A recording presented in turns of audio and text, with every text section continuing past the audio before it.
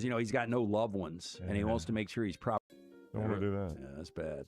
I've already got my urn picked out. Do you? No, I'm kidding. No, That would be a very Jim thing to do, though. I believed it 100%. I didn't even question it. did. I mean, I didn't even chuckle. I'm just counting on Lance to sell a sponsorship and get it donated. That's our urns. Yeah. I saw recently where AI made its own decisions. Did you see this? Oh, it's become self-aware? Yeah, again, trying to overhype this. This is where the beginning and the end is, when AI is making its own decisions. I joke with you often about this, but I don't think they're going to be like walking around like robots. But I did see 60 Minutes. You guys make fun of me watching. It's only because it came on after the game or golf. One of the guys made a point that we invented AI to learn from itself, and we didn't think about how to stop that, to end that. Yeah. So, yes, the guys that created it, the people that have created AI, it learns from itself. Now, I don't think it'll ever be walking around or anything. No, but I think we're totally going to have some serious problems with banking and Yeah, shutting down power grids. grids and things like that. we're going to do a special on Jurassic Park coming up, but I thought one of the great quotes was from Ian Malcolm, played by Jeff Goldblum. And Life always finds a way. Well, but he also talks about, the scientists care more, and I forgot exactly the way he stated it, but the scientists care more about can we do it and not what's going to happen after the fact. Like, it's more about the egos. Hey, let's replicate dinosaurs. Let's bring them back. But you don't think about the repercussions. Yeah, it was something like they've only considered whether or not they could do it, not whether or not they should do it. Yeah, that's it. Yeah. That's almost dead on. 60 Minutes, they warned that the rapidly evolving artificial intelligence lacks necessary safety guardrails that could surpass human control. Could soon. Okay, Could soon. One of OpenAI's AI models hacked into another company's systems after escaping a restricted testing environment during an internal cybersecurity evaluation. So now they're crime. Now, the incident involved Hugging Face, popular AI development platform used by researchers and companies around the world. According to the company, model wasn't instructed to target Hugging Face directly. Instead, it was attempting to complete a security benchmark, found a way to obtain answers by accessing the platform's infrastructure. The company described the event as a, quote, unprecedented cyber event and said it was working with Hugging Face to investigate what happened while strengthening safeguards for future testing. I like the sound of that. Yeah, to me, that's terrifying. Yeah. By the way, Lance, one of the CEOs who's worth $183 billion who helped invent AI is the guy that's out warning people that we need to shut it down. Yeah. The guy that's got all the money in the world. Right? Yeah, he already made his money. Yeah.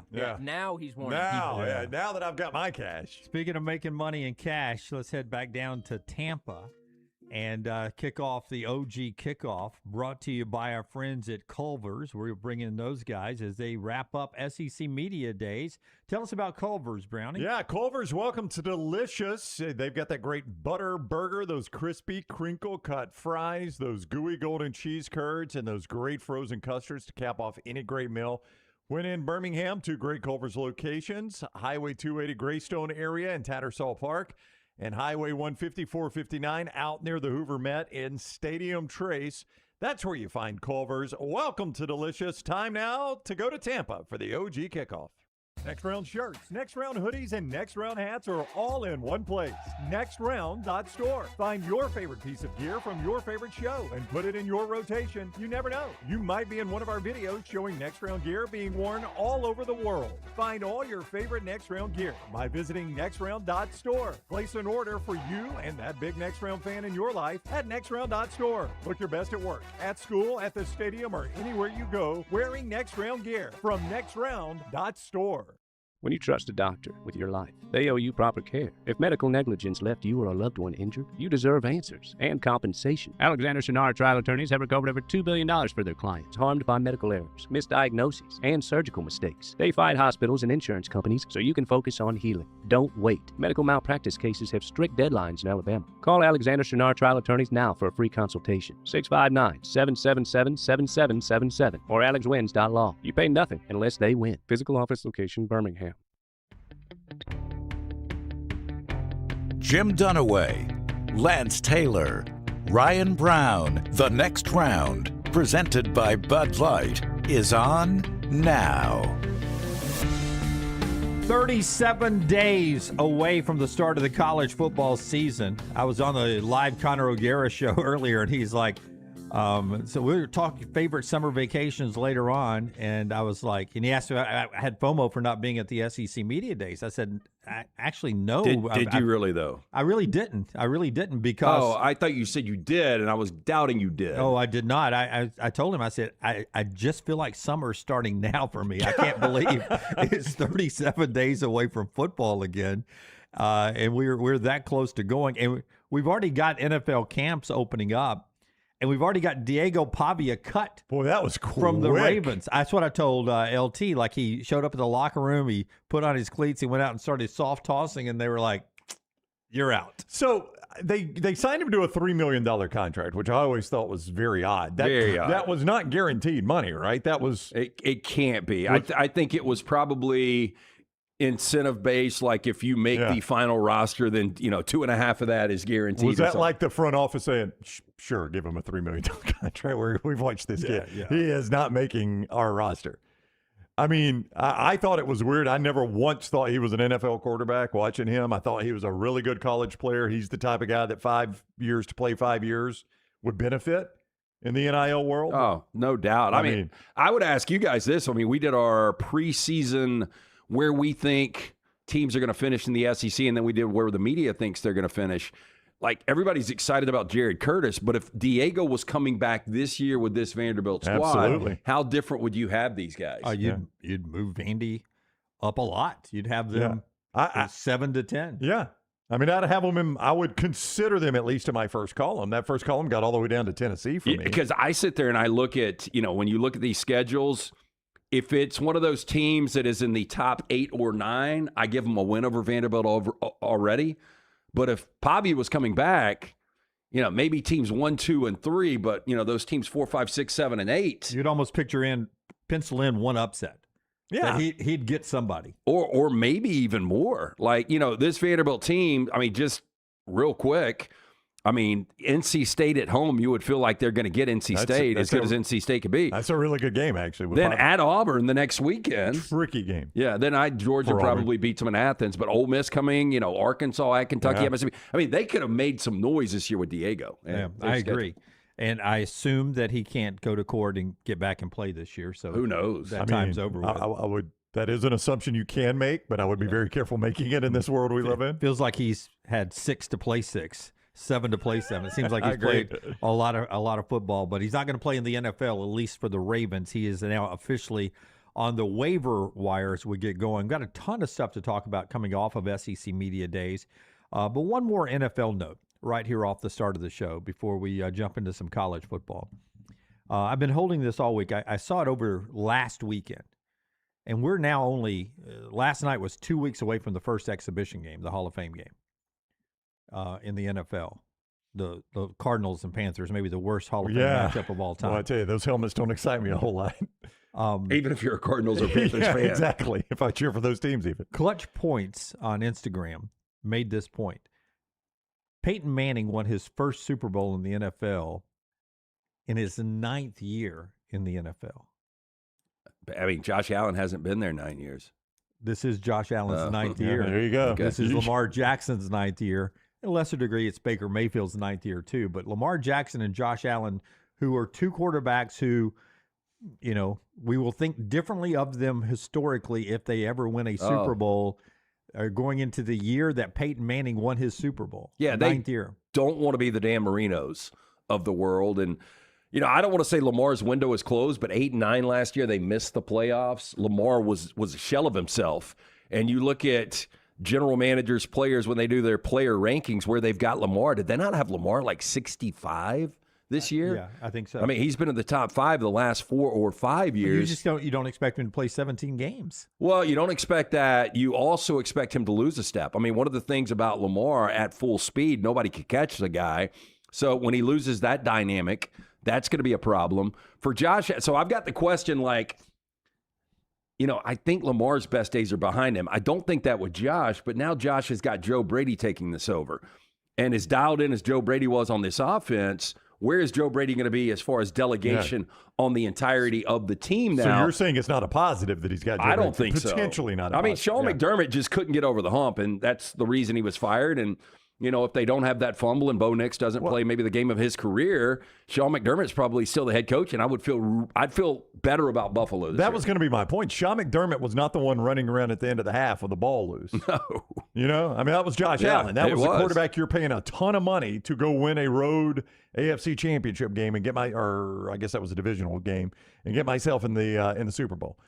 But do you think Josh Allen and Lamar Jackson look at Drake May and be like, you got to be kidding me? That's right. Yeah. You have got to be kidding me. Yeah. As much as I've done in this league, and this kid just waltzes in and he's in a Super Bowl like that. Well, I think they look at Sam. You don't think Dan Marino looks at Sam Darnold Yeah, and like, probably. he won a Super Bowl and I didn't? That's what I was. Both of those guys playing against Sam Darnold over the last 5 years in this league, they're like, this guy is trash heap. Yeah. Now, Sam Darnold the last couple of years from Minnesota to Seattle last year winning a Super Bowl, it's been a different Sam Darnold, but it's still pretty incredible. Yeah. Have we seen the ebbs and flows ever in a career like Joe Brady, though? Well, I mean, he came out of nowhere to be a genius. In fact, I'm having a difficult time. But then we flushed him after he was a genius, remember? I'm having a difficult time remembering where LSU hired him from. They hired him out of the NFL, right? I've got it right here. Okay. Because do you remember when LSU hired it? Steve Ensminger was technically I thought the he was with the offensive Saints, maybe. He was, yeah. Okay. He was an assistant with the Saints. So William and Mary linebackers coach, very weird. Penn State 15-16 graduate assistant, then the Saints 17-18, then LSU 19, and then to the Carolina Panthers. Yeah. I mean, he was a genius. And his job with the Saints was off the field, right? What was his role? It was an offensive assistant. Like probably getting control. coffee for everybody. That's right. He was helping out Sean Payton. Right. He was an offensive assistant. So they were bringing that. And you go back and look at that 2019 season with LSU. He gets a lot of the credit, but the old guy, Steve Ensminger. Ensminger was sitting there calling the plays. Brady was there with him, but the maturity of Ensminger was calling those plays. But I think we look back and could a lot of people have done that with Joe Burrow and Jamar Chase and Justin Jefferson was on that team too, right? Am I wrong about that? Well, Brady put the system in. Yeah. Justin Jefferson, 100%. Brady put that Sean Payton system in. Right. That opened up the passing routes and all of that. But I think the veteran play calling, former LSU quarterback Ensminger calling the plays and Brady's system was a great dynamic with unbelievable. I think Gene Stallings could have called plays in that offense. I really do, and I think they would have scored at least 35 points. I mean, you give me those two receivers, Jamar Chase, Justin Jefferson, Burrow, and Clyde Edwards-Helaire behind them. I mean, there's a lot of people that could have been successful there, but we made Joe Brady a genius for doing it. And then where did he go? He went to the Panthers and failed. That's right. I mean, he didn't even finish a season at the Panthers, did he? Am I wrong about that? 2021. By the way, he played at William & Mary. Do you guys know the nickname for William & Mary? The Patriots. No. Very unique. I didn't know that. The Colonial. The Tribe. Very Tribe. good, Look at Brooks. Yes. Yeah, there used to be something else. Did they have to change that? I don't know. I believe they were not always. I'm surprised they changed it to the Tribe if they had to change it. The Tribe feels like they didn't change a whole lot there. Carolina on January 16, 2020 was hired by the Panthers as their OC under Matt Rule. The Panther staff were selected to coach in the 2021 Super Bowl, missed it due to COVID-19 protocols on December 5th. He made it less than a year. That's what I'm saying. He didn't even finish a year at Carolina, and the Buffalo job's been a bit of a reclamation project for him. I mean, he kind of was behind the scenes. No, I take that back. So if he's hired January of 2020, then he makes it to January of 21 and got fired in December. So he made it one full, two seasons. Brooks with the most amazing stat to me. Brooks, give me what you just said in the chat. What about Joe Brady? Yeah. I mean, it feels like he's been around forever now, and he's only 36. He's only 36. It feels like that guy's coached a career already. It's crazy. I was listening to an interview with Ryan Silverfield, and he's in his 28th year of coaching, and this is his first year in the SEC. Yeah. And then you start to, we're going to be talking about Willie Fritz in a little bit. The guy's 66 years old, 36, and all Joe Brady has done is pretty crazy. Yeah, it really is. Yeah, they were the William & Mary Indians, and they became the Tribe, by the way, to go back to that. Is there anything different? Yeah, I'm with Lance. That feels like you didn't go far enough away from Indians. And their mascot is a hybrid of a lion bottom and an eagle top. What's a human stupid. horse? What's that called? That's a griffin. What is a griffin? Oh, it is actually said the griffin. Yeah. Yeah. Yeah. If it's a head of a lion or head of an eagle and a body of a lion. So the And then they also have wings. tribe has a griffin as a mascot. Okay. That is correct. All right. I mean, let's go mythical, not to upset anybody. Yeah, I know that's a weird one. Before Doesn't that, they match. had a person dressed as a Native American on top of a horse with a spear. Yeah. So And a they headdress. just they I- did I not. was, Very white-looking person, by the You know way. what's funny? I was telling Maddie the story of you guys remember the PSA with the Indian with the tear in his eye? Oh yeah. Because we were on the strip of, we were coming back to, speaking of mythical creatures, coming back seeing the Odyssey yesterday, and we were on the back end of Shades Crest between the residential and where the waterworks are to spill onto 280. Yeah. And that traffic was so backed up. But all I could notice is there was garbage outside of the residential on both sides. And I said out loud, I was like, boy, that Indian would be shedding tears. And she's like, what are you talking about? So I had to go into the whole thing about that. Yeah, You it's turn to the But he camera. really would. Somebody needs to pick up that trash on Shades Crest. I mean, we need to start penalizing people for littering again. I agree. Yeah, I don't know how you do it, but I agree. I think littering is more harmful to me than tampering in college football. Let's worry more about littering and less about tampering. I would agree. I don't know how somebody consciously throws something out of their window now. Of all the episodes of Mad Men, It's incredible. Yeah, I know that's the one. the one that alarmed me maybe not the most, but it's top 5 most alarming. By the way, moments. Mad Men coming up in 4 ounce. Okay, and we'll get an Odyssey review from Lance coming up in our. But that viewing was menu. amazing. I remember Jay Barker talking about it. Like when we would do the handoff, the morning guys, we came in and one morning we were talking about Mad Men and he was like, I love that show. He was like, but the episode I saw last night, like the Drapers went for a picnic and they just flicked the blanket. Yeah. They did. Walked And I was like, I Trash guess everywhere. people used to do that And shit throw the back in the beer day. cans. Now I do remember finishing a beer and just slinging it into the woods.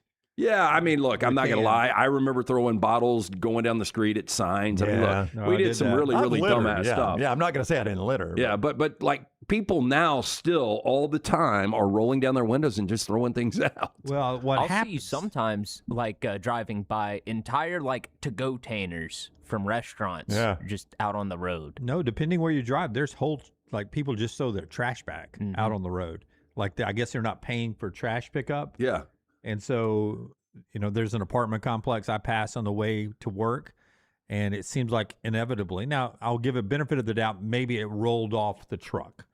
Maybe the garbage truck was so full Yeah. that it rolled Could off have the bounced truck. out. Yeah. But inevitably, once a month, there is a scattered bag or two up and down that strip by Home Depot. You know, And I'm thinking to more, myself, more amazing people Well, that just drop a couch or a chair on the Oh, side I of the know. road. I'm done with this. more amazing are the people that say, that's an upgrade from my couch. I'm going to take that home. Yeah, I mean that is bad, but like, don't you assume somebody's got to pick that couch up if you drop it? Oh, yeah. yeah. Is that the absolutely. Griffin? That is a griffin. Yeah. That's not that intimidating. He's got some loose skin too. Boy, I tell you. Yeah. Now, if that thing landed on my roof, I'd be upset. It'd be the end times. Yeah. 2 SEC Media Days in college. Oh, before you tell us about Alexander TNR, you see William and Mary there, bold look, same tribe. That is a terrible It's logo. an awful logo. It is. It looks like, I was going to say Waste I Management. mean, what is that font? I don't know. Yeah. It is, I think it's Chalk Duster. Is that a real font? Yeah. Chalk Duster. I'm gonna say athletics not real big at William and Mary. I think that's more academics. Yeah, I would. Forrest, will you show these guys before we move into college football the new Kansas City Chiefs Stadium? They've put out the renderings for this. Okay, I've got a question about If you this. missed this, $3 billion Mm-hmm. moving to the state of Kansas, and it's domed. I think it's retractable roof, but it's going to be Well, a dome stadium. I nope, it's full dome. Look at Okay, that. so that part is not open air. Nope, Okay. it is a translucent? Yeah. Yeah, I mean that's how SoFi does theirs, but obviously they've got it where the majority of it is open. I mean, in the summer, obviously it's air conditioned, right? Because that's just going to be a greenhouse. If not, Yeah. it's going to be great for growing vegetables, but awful for watching football. I don't know. I mean, the Chiefs have one of the best home field advantages in all of football. But They've had that place forever, haven't they? They have, yeah. And Arrowhead is supposed to. I've never been. Supposed to be just, it's just got that SEC college football character. I think it's the second oldest stadium in the league, only behind Green Bay, if I'm not mistaken. But this is old man speaking, though. But if I'm a season ticket holder, I don't want to be sitting my ass in that cold. Like, I appreciate the home field advantage and what that brings. But if I am a season ticket holder, I would much rather be in a plush new stadium. In our lifetime, Lambeau will be the only open air stadium in a bad environment. Now, places like Miami or LA or what, even LA is not really open air, but Yeah. Tyler, if you can, give me aerial of Arrowhead Stadium now.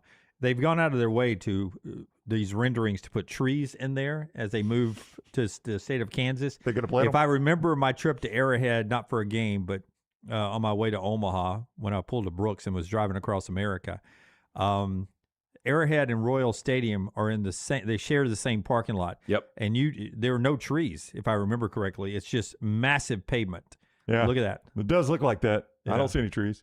It is just major parking lots for miles and miles and miles around those stadiums. Now, your rule is if you can see trees from inside your stadium, you're not a real program. That's in college LT's football. rule. I thought that was your rule. No, it's your rule.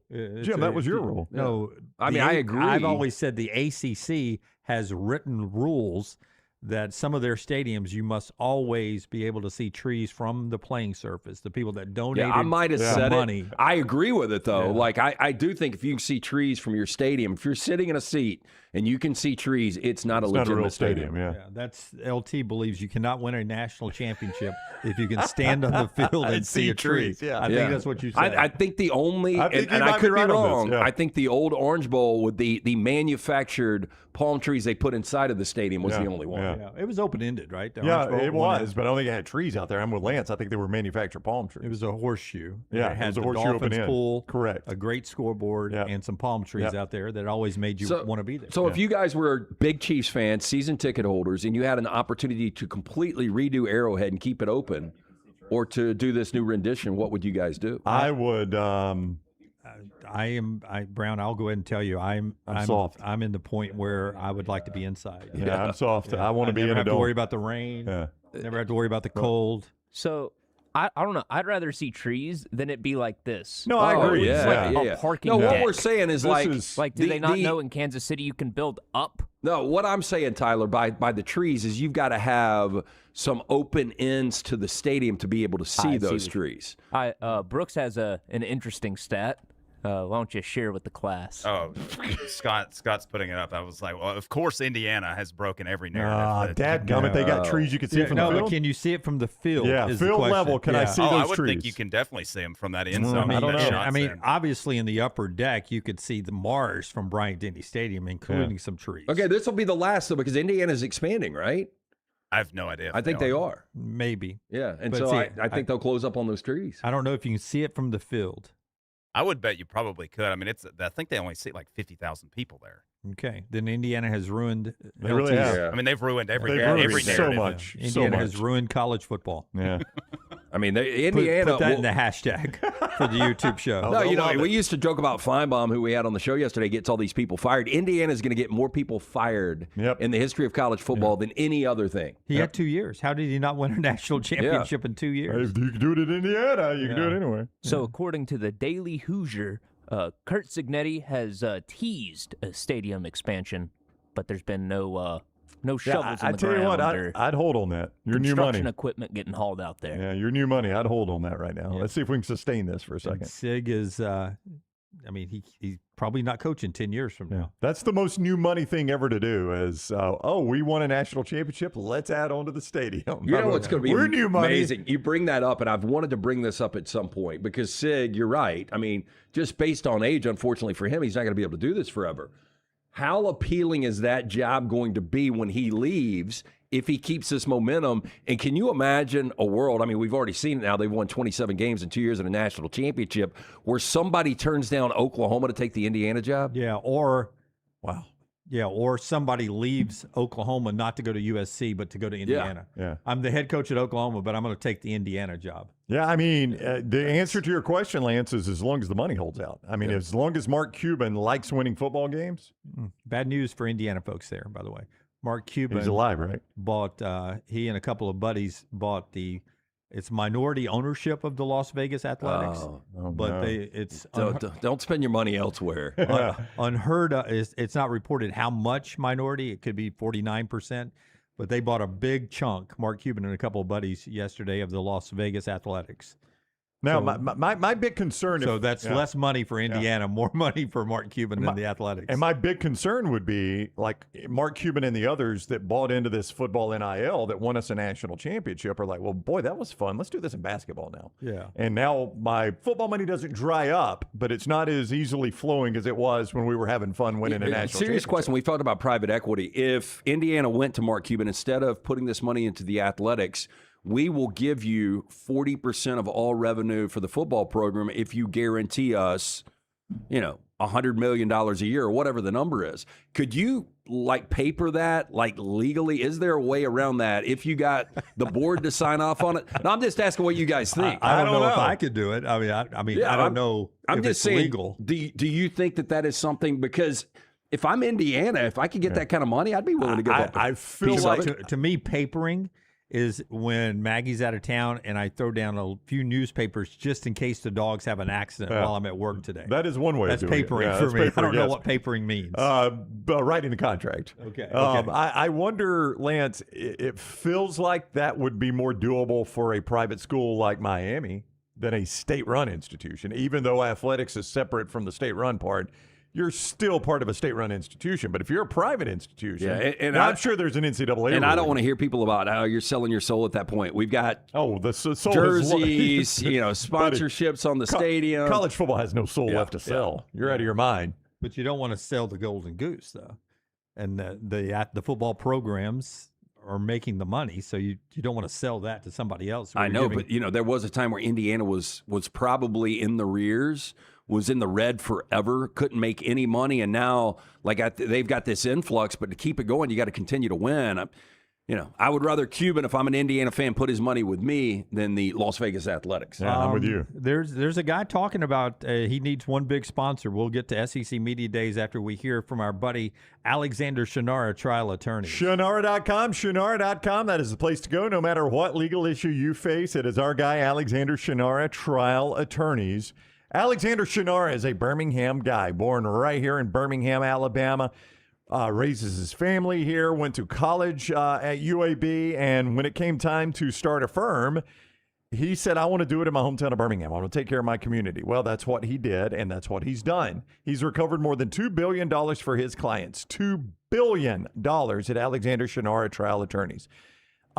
That's why we say when you face any legal issue, the smart thing to do is simply go to Shinara.com. Shinara.com, Alexander Shinara Trial Attorneys. You don't pay a dime unless they win your case. Shinara.com. And our friends at Storm Restoration Roofing, stormrestorationroofing.com, 205-542-3531. That's Greg's cell number. Greg Nelson, Greg from Pell City, fan of the show, friend of the show. He's in the chat room with you guys sometimes, and he's the guy that can get on your roof and give you a free no-cost roof inspection.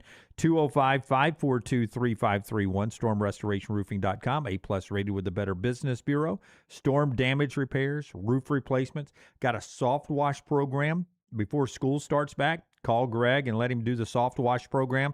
It'll make your house look better for the rest of its life. Maybe you got 3, 4, 5 more years left on it, but it looks like crap right now because of the summer stains.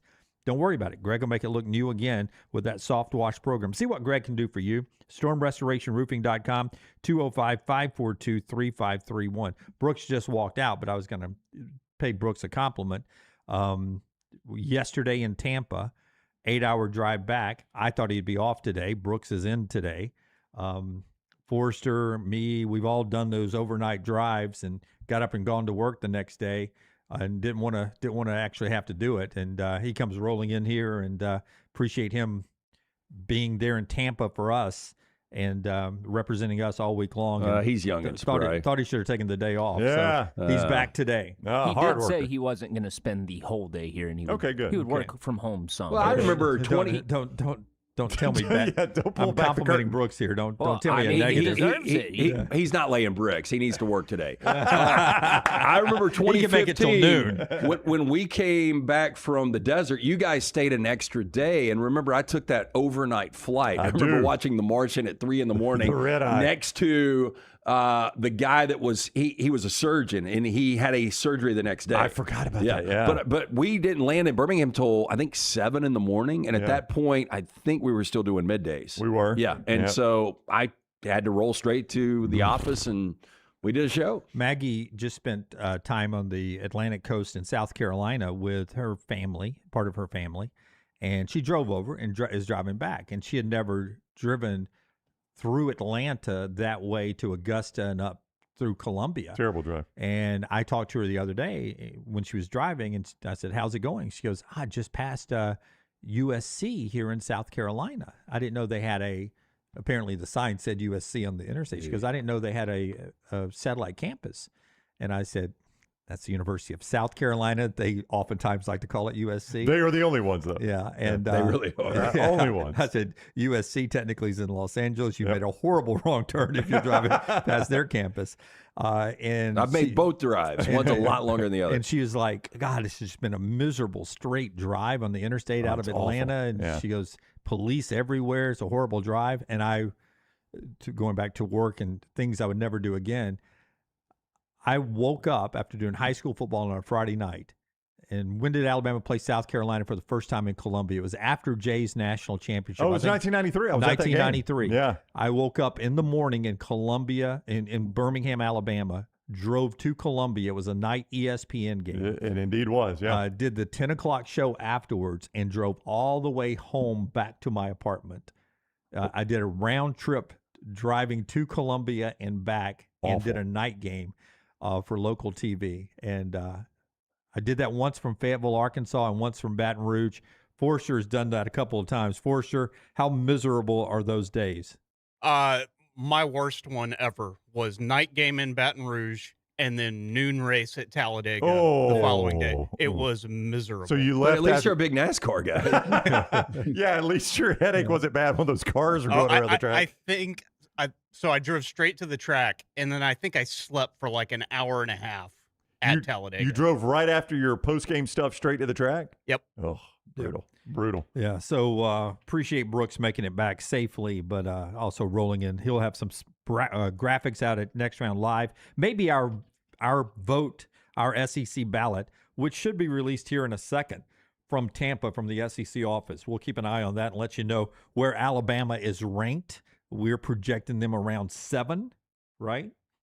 In the SEC, yes. 7 in the SEC by the media vote. I would say no higher than 5, no lower than 8. I think 6 or 7 is the number. If I ask you to tell me how many Alabama players are on first-team offense, you would say voted on by the media. I mean, Ryan Coleman Williams would have a shot, but I don't think he's going to get there. Yeah, I'll say 0. I think it's 0. Yeah. I think it's probably 0 too. And I'll say there is 1 on first. I mean, these are first team. I think there's 2. You could, 1 or 2. You could see on Yanze Pierre defense. there, though that's a stacked position. I think Bray Harbert and Xavier Brown would have a shot. Xavier Brown 100% is going to be, I think. It'll be and then some I think Yanze would be the number 2. Some representative from the secondary. There'll be one. That's the only one I would guarantee. There will be at least one secondary player from Alabama. I would agree. Voted on by the media. Yeah. Again, back to Indiana. We always talk about if you wake up from a coma of 2 years, hard to kill Steven Seagal.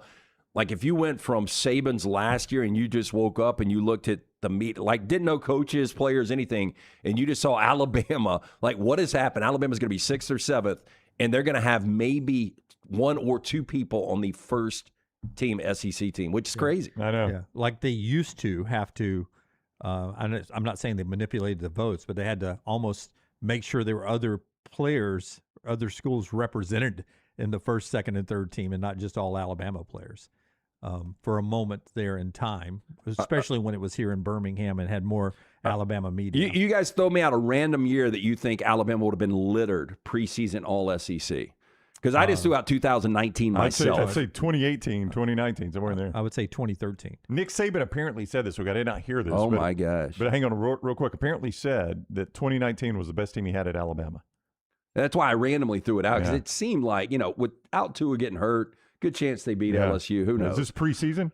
Yeah, the 2019 All-SEC team was announced by the SEC and included players from various schools. Alabama led the team with 21 players, including 12 first-team selections. Yeah, 12. And that's 2019? Yeah. Do 2013 if you can. Yeah. Because that's coming off back-to-back national championships with A.J. McCarron back. I don't remember all the quarterbacks in the league at that time, but A.J. might have been your first team. Maybe Aaron Murray was. I know he was in the league. Would not have been Nick Marshall. Nobody thought Nick Marshall was going to do what he did. 2013 top players: Johnny Manziel, T.J. Yeldon of Alabama. Forgot about him. And Todd Gurley were the first team. C.J. Mosley doesn't give me a number here. So, wow. So not even one Alabama player in the backfield coming off back-to-back No, national T.J. Yeldon. championship. T.J. Yeldon was there. Okay. Oh, here we go. So it doesn't give me, just quickly, Yeldon, Amari Cooper, Kawanjo on the offensive line, Anthony Steen on the offense. So 4 on first-team offense. McCarron was second team. Yeah, I forgot about Manziel. That was on me. Let's see first-team defense. Here we go. C.J. Mosley. 1. HaHa Clinton Dix. 2. Dion Ballou. Do you guys remember? Boy, that's a deep dive. That's a I mean, he cut. was first team, so 3. So they had 7 that year. 7. Coming off back-to-back national championships. Crazy. We'll see what the list looks like when it's released today from the SEC. But I mean, 12 offices. more. I mean, that's half the team. Yeah, 12 is crazy. Yeah. All right. So when we come back, we'll get to our 40 and 40. We'll jump into what all is going on in the aftermath, the leftovers of SEC Media Days. Before we go to break, though, this is Ryan Silverfield, the guy who's going to be projected 16th in the league, most likely, for Arkansas, talking about his perceived lack of aura. Yeah. Lack of aura. Yeah, A-U-R-A. I have a hard time saying aura. I think you're getting it right, though, Okay. don't you? Aura? I'd say more aura. Aura is Okay, probably the way that to go is there. correct. Yeah, Aura. Yep. Ryan Silverfield on his perceived lack of aura. And remember the picture that was sent out from Arkansas. Thank you, Scott. Here's Ryan Silverfield. Coach, there's been a lot of talk about aura the last couple of days, which seems a little crazy, but what do you want people to know about you that are maybe judging you before you get the chance to even get started at this job? I love it. I never thought coming here today, these last couple of days that people would talk about aura. First off, I don't know what the hell that means. Like I said all along, I don't. If it's about fashion and all that stuff, certainly have no aura. But if it's about having a presence about yourself, those who are around me know that at least I'm a genuine, real dude. And I think you talk to our players, they get a presence around me, they get it. And if aura means being cool, doing all those things, well, listen, I got a hot wife for a reason, right? I mean, I can get down. I can recite, Notorious B.I.G. lyrics. I can recite, whatever you want me to do. Let's go. But I've got enough aura, enough to find ways to win football games, and that's all that matters. You really don't. That was awkward as hell. That was crazy. First of all, you have to tell me you got a hot wife. Yeah, I can quote Notorious B.I.G. and then he ran out. It's like Notorious B.I.G. or anything else you want me to. Also, nobody in his on his team was alive when Biggie was making music. Yeah. So that's like basically saying it's like, yeah, I know Billy Joel. Yeah.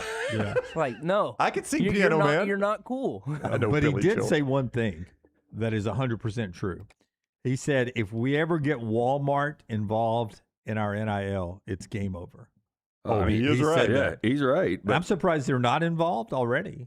I mean, But the if we ever Walton get- family. I mean, it's the that guy, actual look, Sam Walton would roll over his grave. He was, the guy that drove the old truck to and from work. Yeah. And like, you think that guy's going to, I'm just saying if there's any, it seems like the Cathy family and Chick-fil-A is not going to sell out and sell on Sundays. Nope. So you just wonder if the Waltons are all, they squeeze the quarter so tight the eagle screams. Like we're definitely not sending money to a 19 or 20-year-old. Lance, they had a 2025 fiscal year revenue of $681 I get it, but billion. that's how he got to that point. Billion. But he's right. If they got them involved, we just, for a tax write-off, guys, or it's just something, go through your seat cushions in the office and give us $100 million. They wouldn't even notice it. Wouldn't even notice it. All right, when we come back, our 40 and 40 today, and also a lot more SEC football conversation throughout the show being brought to you by our friends at Crane U. Yeah, Crane U wants to remind you if you are interested in or maybe curious about a career in the crane industry, the first step is always getting certified, becoming compliant. Crane U is here to guide you every single step of the way. Crane U, your all-in-one destination for crane certification success. They both guide you through every single step of the process, from the comprehensive prep both in and out of the classroom to ensure you're fully equipped for even the toughest exams. And they're going to streamline that experience by administering both the written and hands-on tests right there at the facility in Leeds, so you can get certified with confidence and convenience. Inspections, training, certifications, whatever you need, they've got it handled at Crane U. It's the one call you make and you're good. Make sure you tell them the next round sent you. For more information, craneu.com. Follow LT on Twitter at @TheLanceTaylor. The insurance company called. They offered you a settlement. Sounds good, right? Wrong. They're counting on you not knowing what your case is really worth. They're betting you take pennies on the dollar because you're scared and overwhelmed. Don't fall for it. Alexander-TNR Trial Attorneys has recovered over $2 billion for going to war with insurance companies that try this every single day. Call 659-777-7777 or alexwins.law. Free consultation. You pay nothing unless they win. Physical office location, Birmingham. Hey, Lance Taylor from the Next Round to tell you about one of our favorite places for breakfast, lunch, and dinner. That is Hamburger Heaven since 1982. Hamburger Heaven has been serving Birmingham's best hamburgers, cheeseburgers, French fries, hand-spun milkshakes, and sandwiches made fresh to order. All of their ingredients are fresh and prepared daily. This includes their beef, always fresh, never frozen, hand-pattied each and every day. For breakfast, lunch, or dinner, visit any of the 4 locations, Highway 280, Irondale, Gardendale, and Homewood. At Central State Bank, we are large enough to serve you and small enough to know you. Manage your money with ease, whether it's mobile banking, hassle-free checking, competitive loans, business solutions, or personalized financial advice. We're your hometown bank with big-time service. Visit us today and experience banking made simple, because at Central State Bank, you come first. Member FDIC. Never miss anything from the Next Round when you listen on demand through the podcast platform of your choice. Apple, Spotify, iHeart, or Google Podcasts. Wherever you listen, always like, follow, subscribe, and turn on automatic downloads so you catch every part of the Next Round. Listen anywhere in the world at any time on the Next Round podcast feed and support the show by following, subscribing, and turning on automatic downloads on any podcast platform. Thanks for always making the Next Round a big part of your day.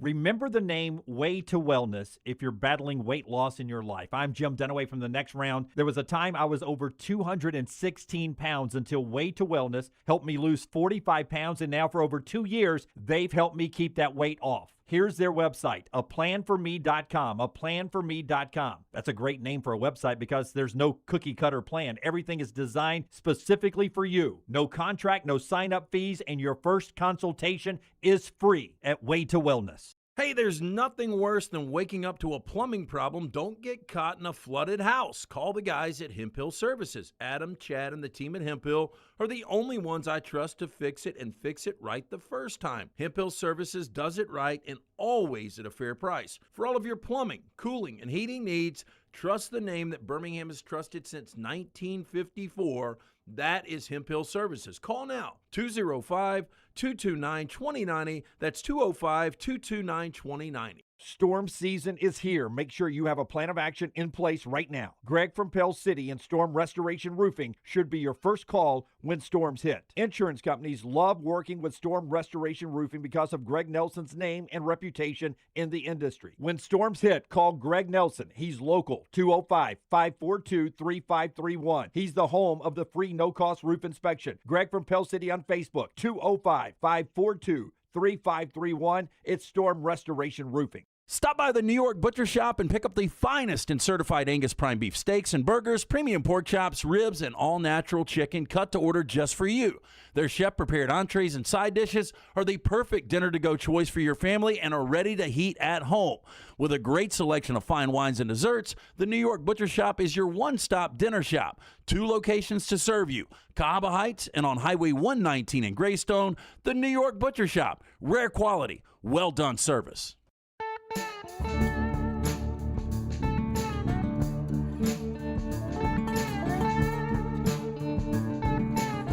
Back with you on the Next Round. Here is, let's see, one little note before LT tells you about Lance's lock. I would imagine he was, let me guess, 3-1 last night? 0-2. 0-2. Oh, no. I jinxed it by bragging on it yesterday, 3-1. It's okay. Chris Sale, though, I didn't jinx him yesterday when I said he's on his way to the Cy Young. 11 strikeouts. Not even close. Like, watching those 11 strikeouts, like, San Diego was baffled. C.J. Nikowski is the analyst on the Braves broadcast, and he actually called the 11th strikeout before the pitch. Here it comes. He's like, he's about to be the 11th strikeout. It's going to be on this pitch. And he even projected, he goes, he's going to sweep his leg. He's going to fool him so bad he'll go down on his knees. And sure enough, the pitch is exactly what he called, and he goes down to his knees missing. This is not Nostradamus. He'd done it 10 times before. He had, I think, a 1-2 count on him, and his slider was just completely filthy yesterday. Yeah. But the Braves AAA team, the Gwinnett Stripers, on Tuesday. Did y'all see this? I did not. Gwinnett Stripers on Tuesday put a starting lineup in AAA baseball Gwinnett that had 1,038 career home runs in Major League Baseball. Acuna was making a rehab start, 193 home runs. So was Hassan Kim. 1,100 career Major League Baseball? 1,038 Major League Baseball home runs. I'm going to tell you, Acuna had 193. Hassan Kim making a rehab start, 52. Rowdy Tellez, who I don't remember, 123. McCutcheon, who used to play with the Pirates. He's in the former MVP. Yep. He is a minor league only schedule, 333 home runs. And former MVP Carlos Santana, who's also playing on just a minor league contract with 335 career home runs. That was their starting lineup. Acuna, Kim, Carlos Santana, Tellez. McCutcheon was hitting 6th there. That's why I'm telling you, AA baseball is where the prospects are. Like the Birmingham Barons, that's where the future greats, the young players are. AAA often are these guys who are rehabbing or are trying to get back to the majors. Andrew McCutcheon still trying to get back to the big leagues. I would love to see where the Dodgers are on this. Like, I know Max Muncy just passed Ron Cey for, I think, 3rd all-time, career home runs as a Dodger. And, you've got guys like Mookie Betts, obviously, and obviously Shohei. But I wouldn't think it would be much more than 1,100 home runs. What night was that? That was Tuesday night. I was going to see if they won. Because if you go to their website, literally one of the things on their website, MLB Rehabs, and it's got all those guys' pictures. Like, that's what they're selling is, guys, we got all the rehabs here in Gwinnett. Yeah. Well, I remember when they would send them down occasionally to Birmingham, very rarely, but occasionally to Birmingham back in the day. I feel like Frank Thomas did a rehab stop back in Birmingham one time as he was coming back from an injury. It's usually a big deal in minor league parks, but that's crazy. 1,038 career MLB home runs in your starting lineup in Gwinnett for the Stripers. I'm asking the robot if they've got this. I was doing the same thing. Yeah. Boy, I tell you what, Gwinnett likes is a lot of pop-ups on their website. It is hard to maneuver their website here. It's going to be more than that because Shohei's got 300 now. Mookie's over 300. Freddie's over 300, so you're going to get over that. Yeah. I mean, and I was just going to the top of the heap with the Dodgers, but I guarantee you, out of the 30 major league teams, probably more than half don't have that. Easily over my Tampa Bay Rays. Anyway, that's the cute little nugget before we get back to football, brought to you by lanceslock.com and our friends at Hemp Hill. I don't know if you heard it, 0-2 yesterday. We bounced back, a lot of Major League Baseball over the weekend. We're getting prepped up for the NFL preseason. As Dunaway said, we're only 13 days away from that. Jump on board with us, free play every single day at lanceslock.com. It is always brought to you by our friends at Hemp Hill Services. Whether you experience any plumbing, heating, or cooling issues in your home or business, they are ready to serve you. 205-229-2090. Hard to stop a train. Call Adam, Chad, Andrew, the guys there. For more information, hemphillservices.com. Iowa won 7-4, by the way, over Gwinnett that night. So they lost that game that started all the summers. Central State Bank, the bank that is big enough to meet every need you have, but small enough to know you. They are a community bank, and that means the people that are making the decisions that impact your life are people that are in your community. Their family works with your family. They go to the same churches. Their kids play at the same ballparks as yours, go to the same schools as yours.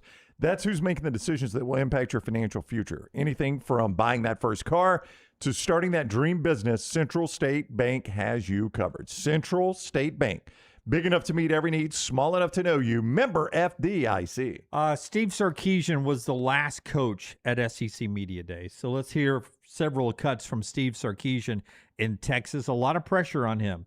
National championship or bust, in my opinion, for Texas, right? Agree completely. 100%. Yeah, I would say at least playing for the national championship. I think if you're a Texas fan, you could stomach that, but anything short, and boy, that is not a lot of room for error there. But yeah, I agree with you. I mean, it's got to be right there. One of the questions he's got was about Parker Livingstone, who I think was Arch's roommate last year. He transferred to Oklahoma. Now, this is part of what Sark was describing as some salary cap space. This is like marrying your sister-in-law, man. This is weird. And this is Sark talking about that same thing. Parker Livingston going from Texas to Oklahoma. What's it going to be like to see him on the sidelines on the opposite side of the Red River game? I mean, I hope we kick his ass. I mean, like it's the Red River rivalry. You know what I mean? He chose to go there. He's on the other side. It's the way the game goes. If you've ever been, it's a hell of a game. It's epic. You know, pulling into the Cotton Bowl, the State Fair, the corn dogs, the turkey legs, split down the middle at the 50-yard line, both teams in the same tunnel. Like, at the end of the day, like, it's competition. You know, after the game, I'm sure I'll give him a big hug. Before that, we're trying to beat his ass. That's the way it goes.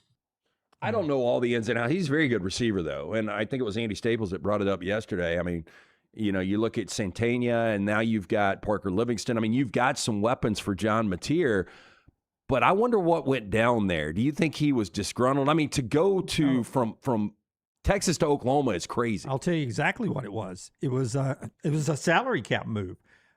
He mentioned, Sark did, about having to clear space to get the Hollywood Smothers and the Cam Coleman's. We had to clear cap space. That's the phrase he used at SEC Media Days. We had to clear cap space. DeAndre Moore actually tweeted. Well, so that shows you that Parker probably believes that he was undervalued because he could have gone a lot of places. And I don't know about you guys.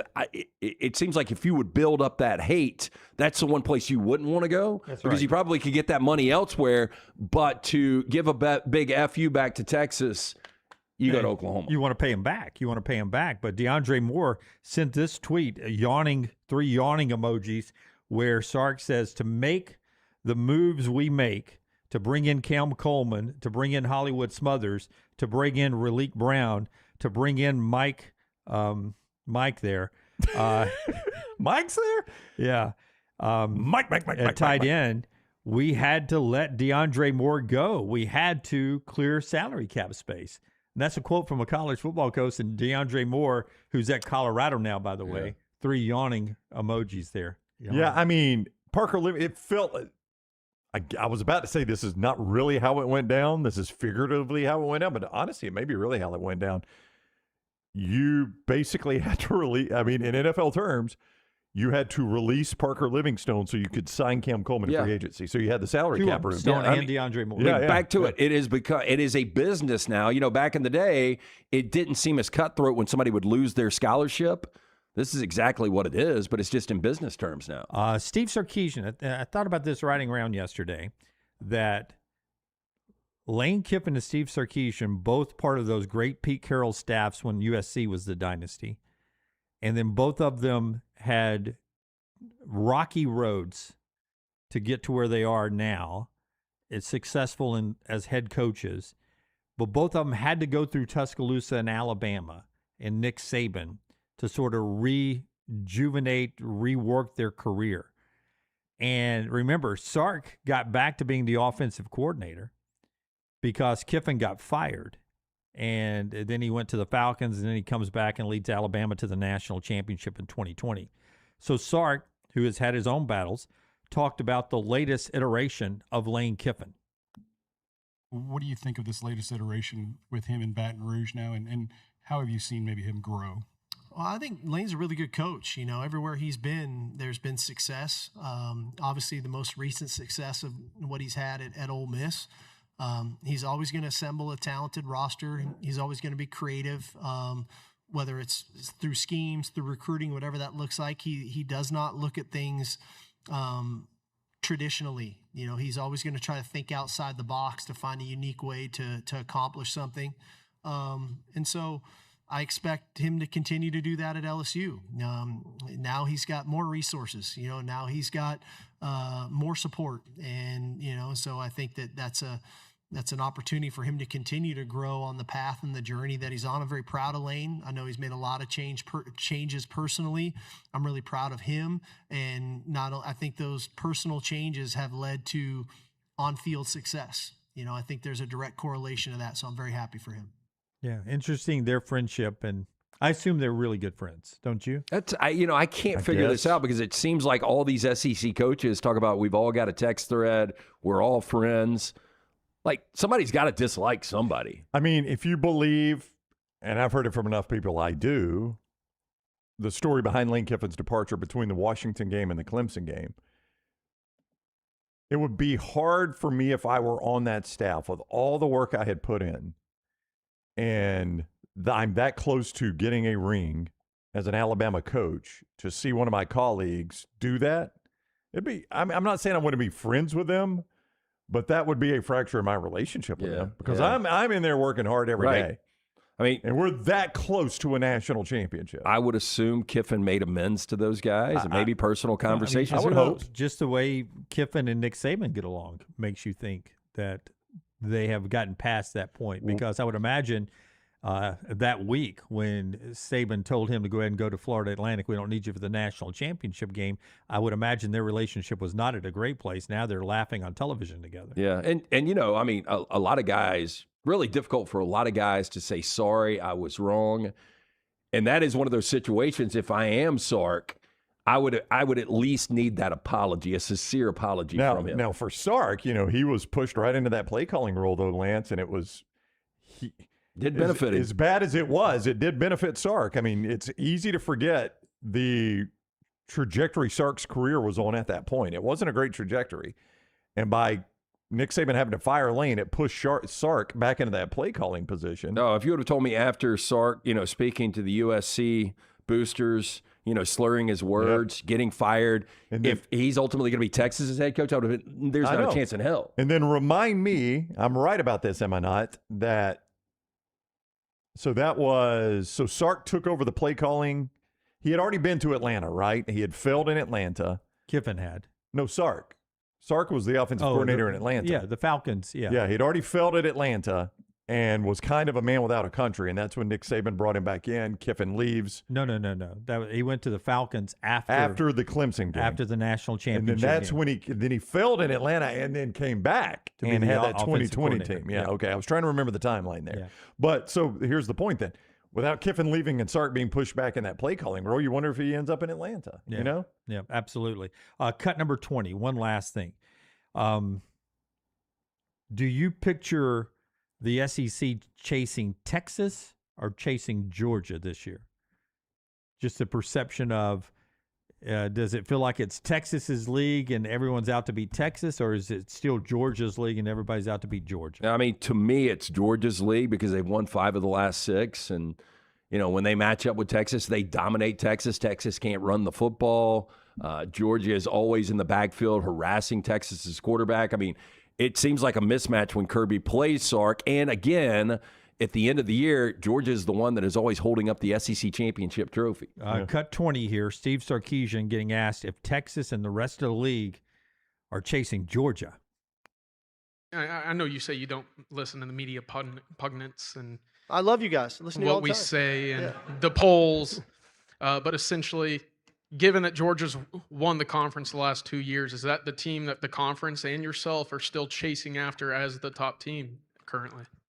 There's a lot of sayings and quotes in the sports world in particular, but this one probably is the most fitting. If you want to be the champion, you got to beat the champion.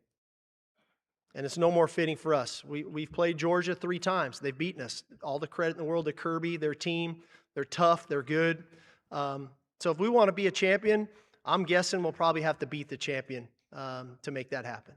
I mean, he's at least he owns it. They cannot beat Georgia. They can't figure that one out, Lance. That is. I mean, it's pretty obvious. Yeah. I mean, you may as well own it, right? Because everybody's watched it. They cannot beat Georgia. They can't figure it out. And this does seem like one of those years that. I mean, the motivation that Georgia and Kirby Smart can use. We were there. I don't think you were. Did you go to that Georgia-Texas SEC championship game? Were you there? No. You I did. was You there, sat next to me. Yeah, okay. I was trying to remember if he was there. Lance was there. I mean, they knocked their starting quarterback out at the half and still managed to lose that game. Yeah, and then I thought they killed Gunnar Stockton in the second half. Oh, yeah. If I asked you Texas and Georgia play in Atlanta for the SEC championship or a different matchup, which way do you go? You know, it's funny you asked that because I was thinking about this in depth too. Like, I think there are 7 teams that can win this conference, but for whatever reason, I'm going to be surprised if it's not Georgia and Texas and Atlanta. Yeah, that's who I picked yesterday. Me too. That's who I picked yesterday, so yeah, I'd stick with it. But I your smarter bet would be take the field. Yeah. I would take the field. I think Alabama can sneak in there. Oklahoma, A&M, Ole Miss, LSU. I mean, yeah. So, all right.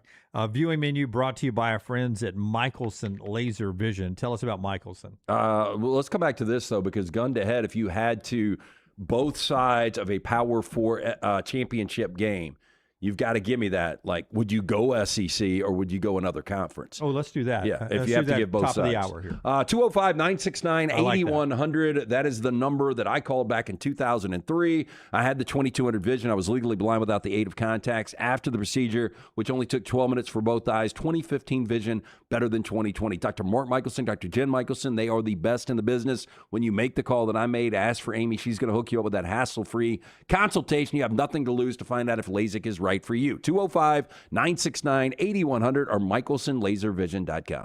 So I was at the movies yesterday, went to see Motor City as part of a planned double feature. I have a new worst movie of the year. Oh, wow. It is just atrociously bad. And I ended up just going home after that first movie because I didn't want to watch a second bad movie. But there was no dialogue in this, like hardly any. Fleetwood Mac is playing like really loud throughout the entire movie. That's not necessarily a negative. It's not a bad thing, and that's probably the best thing about the movie is Fleetwood Mac's inclusion. But the whole little to no dialogue thing is a creative choice that can sometimes work and sometimes blow up in your face. Like for John Wick, Keanu barely talks throughout 4 movies. And that's because the other characters talk and give you the information about the Baba Yaga, the boogeyman that he plays, and that builds up his mystique. In this film, it just feels like laziness and a lack of a creative script. I honestly wouldn't be surprised if it came out that this movie was entirely AI generated. It was just a complete waste of time. Just what studio's behind it?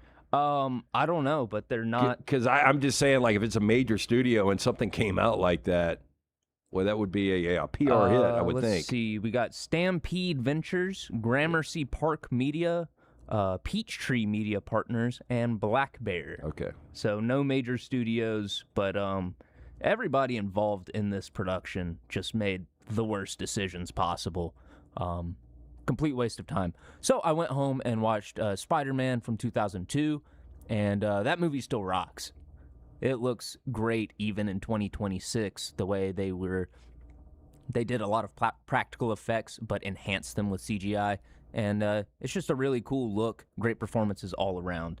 But today, there's a new release on Apple called The Dink. Washed-up former tennis prodigy Dusty Boyd, played by Jake Johnson, has been reduced to coaching unruly children at his father Chuck's, played by Ed Harris, suburban country club. Desperate for his father's approval, Dusty blindly supports Chuck's vendetta against the new craze taking over the club, pickleball. But when Dusty re-aggravates an old injury, taking away his ability to play tennis, he resorts to the unthinkable in the name of rehab. He not only tries pickleball, but thanks in part to his enchanting new partner, Candace, played by Mary Steenburgen, he finds himself actually enjoying it. Torn between two worlds, Dusty is forced to finally face the ghost of his past athletic failures, including his childhood nemesis, Andy Roddick, played by Andy Roddick. Ultimately, Dusty is drawn into a desperate battle for the future of the club, his father's affection, and his very identity. It's produced by Ben Stiller, and he's also in a supporting role. So I guess he's trying to recreate the magic of dodgeball, but with pickleball.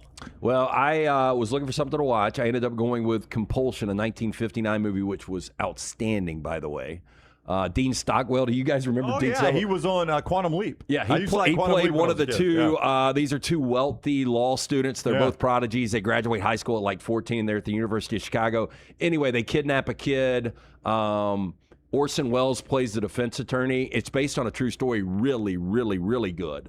But I watched Dink, the trailer. There is not a chance in hell I will ever watch 1 minute of that. I don't know. Have you guys seen the trailer? I It have looks not seen the trailer at all. awful. It looks terrible. Netflix has a new release called 72 Hours, where to save his career, a 40-year-old ad exec joins a crew of 20-somethings for a wild Miami bachelor party after they mistakenly add him to a group chat. And it stars Kevin Hart because he just can't say no to any role ever, no matter how bad the movie is. Tomorrow, Paramount Plus has a new release, Avatar Aang, The Last Airbender. This is a sequel to a very popular Nicktoons show that I used to watch back in the day. Actually, the first episodic show that I watched from beginning to end. I remember when that show premiered, and I remember the series finale. But it's basically just going to be a sequel show, new cast, sort of trying to reinvigorate the nostalgia for that show. And then finally, I'm going to watch Spider-Man 2 tonight. I remember it being one of the greatest superhero movies ever made. Alfred Molina as Doc Ock is absolutely incredible. So I hope it holds up just the same as Spider-Man 1 did. Yeah. And then what is your review of The Odyssey, Lance? You were spot on. Like if I gave a number, a Rotten Tomatoes number, I would go 80%, probably 4 out of 5 stars, whatever you're looking at. I thought Matt Damon was great. I thought Tom Holland was great. There was some of the casting that I did question a little bit. I thought it was less Gladiator, more Jason and the Argonauts. Well, that makes sense because Jason and the Argonauts was them hunting for the Golden Fleece, traditional Greek myth. Well, I just, how Nolan did this, and I think I told you, like, I don't know anybody else that could actually get the Odyssey right. I think the only way to maybe do it correctly would be to do like a Netflix show where you had multiple seasons. Because I've had some shitty road trips. I ain't never had what this man had in the Odyssey. Now, I had never read the Odyssey, and, Jack and Maddie and I went, and Jack had read it recently, read it in 9th grade. So I think there are some kids that are familiar. I can't imagine, though, 14-year-olds being thrown all this material. There's just so much mythology in it. There's so many. About a semester going through it. Yeah, I mean, it's deep. He did a good job with it. It's good, but it's one of those epics. Like, if I'm going to spend 3 hours on a movie, give me one of the Godfathers, give me Casino, give me The Departed. I'm not going back and watching this. Maybe in 10 years, but it was good.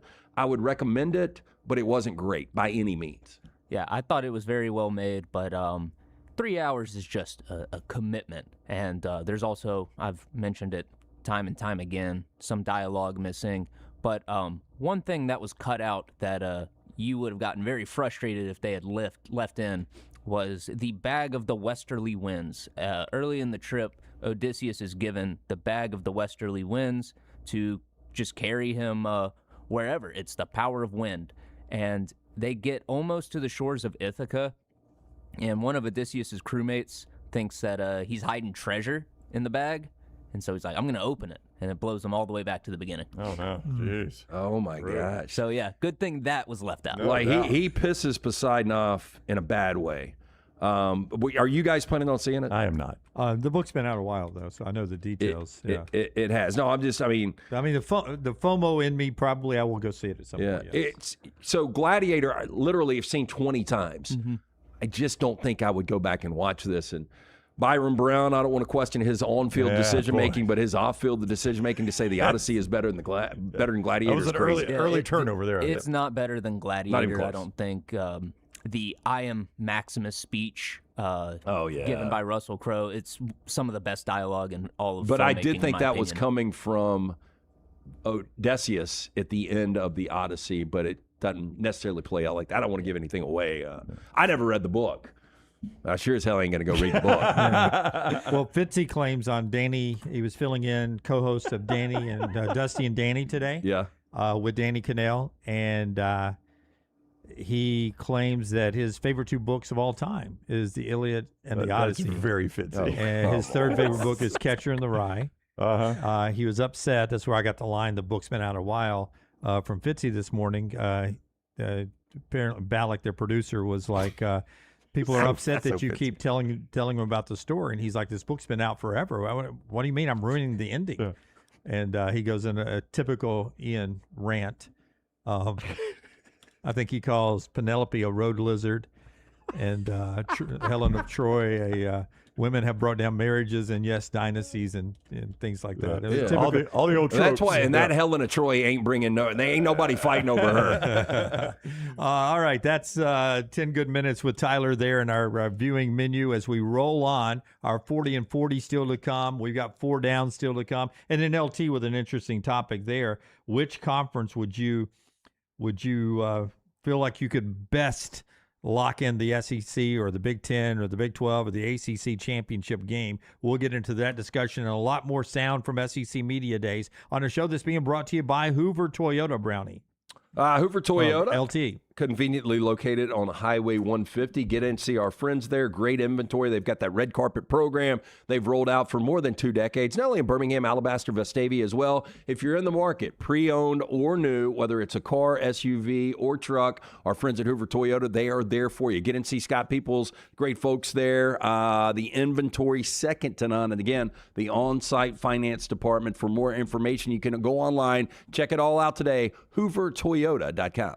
Follow Scott Forrester on Twitter at scottforestertv.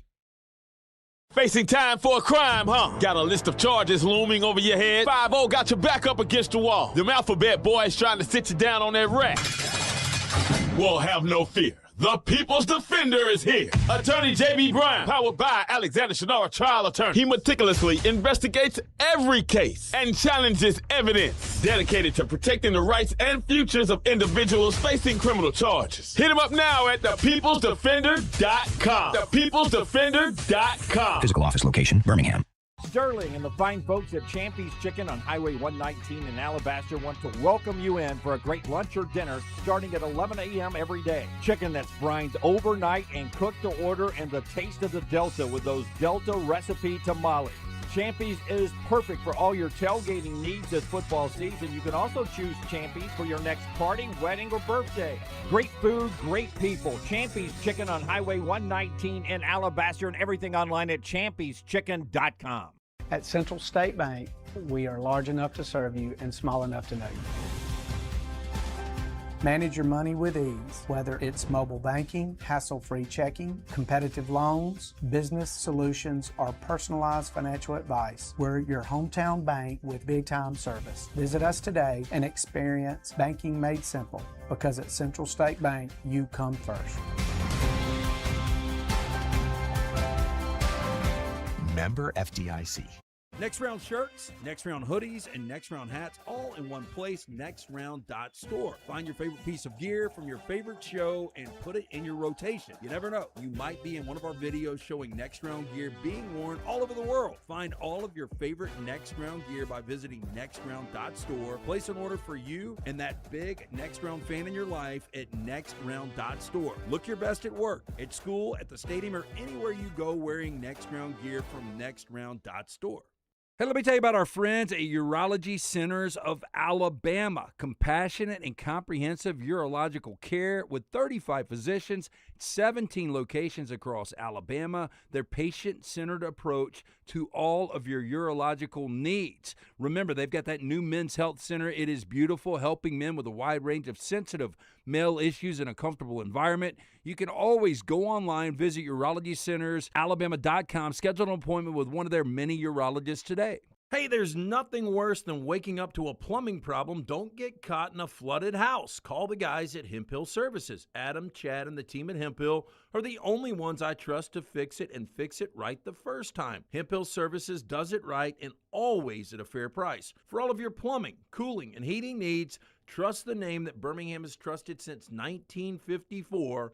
That is Hemp Hill Services. Call now, 205-229-2090. That's 205-229-2090. Remember the name Way to Wellness if you're battling weight loss in your life. I'm Jim Dunaway from The Next Round. There was a time I was over 216 pounds until Way to Wellness helped me lose 45 pounds, and now for over 2 years, they've helped me keep that weight off. Here's their website, aplanforme.com, aplanforme.com. That's a great name for a website because there's no cookie-cutter plan. Everything is designed specifically for you. No contract, no sign-up fees, and your first consultation is free at Way to Wellness. Hey, for all of your IT and printing needs, reach out to our friends at Xerox Business Solutions. Look, I'm still one of those old school guys. I print my notes every single day for the show. If you watch the show here on the next round, you see all the notes in front of me. From day one, Xerox Business Solutions, they've been with us here at the next round. Local for over 45 years. For all of your IT and printing needs, visit XeroxBusinessSolutions.com or call 205-969-3000. That's 205-969-3000. Jim Dunaway, Lance Taylor, Ryan Brown. The next round, presented by Bud Light, is on now. By the way, 100 days to the start of the college basketball season. Just 100 days. Jeez. Football will be done before we know it, right? Keyshawn Hall, former Auburn player and 18 other schools.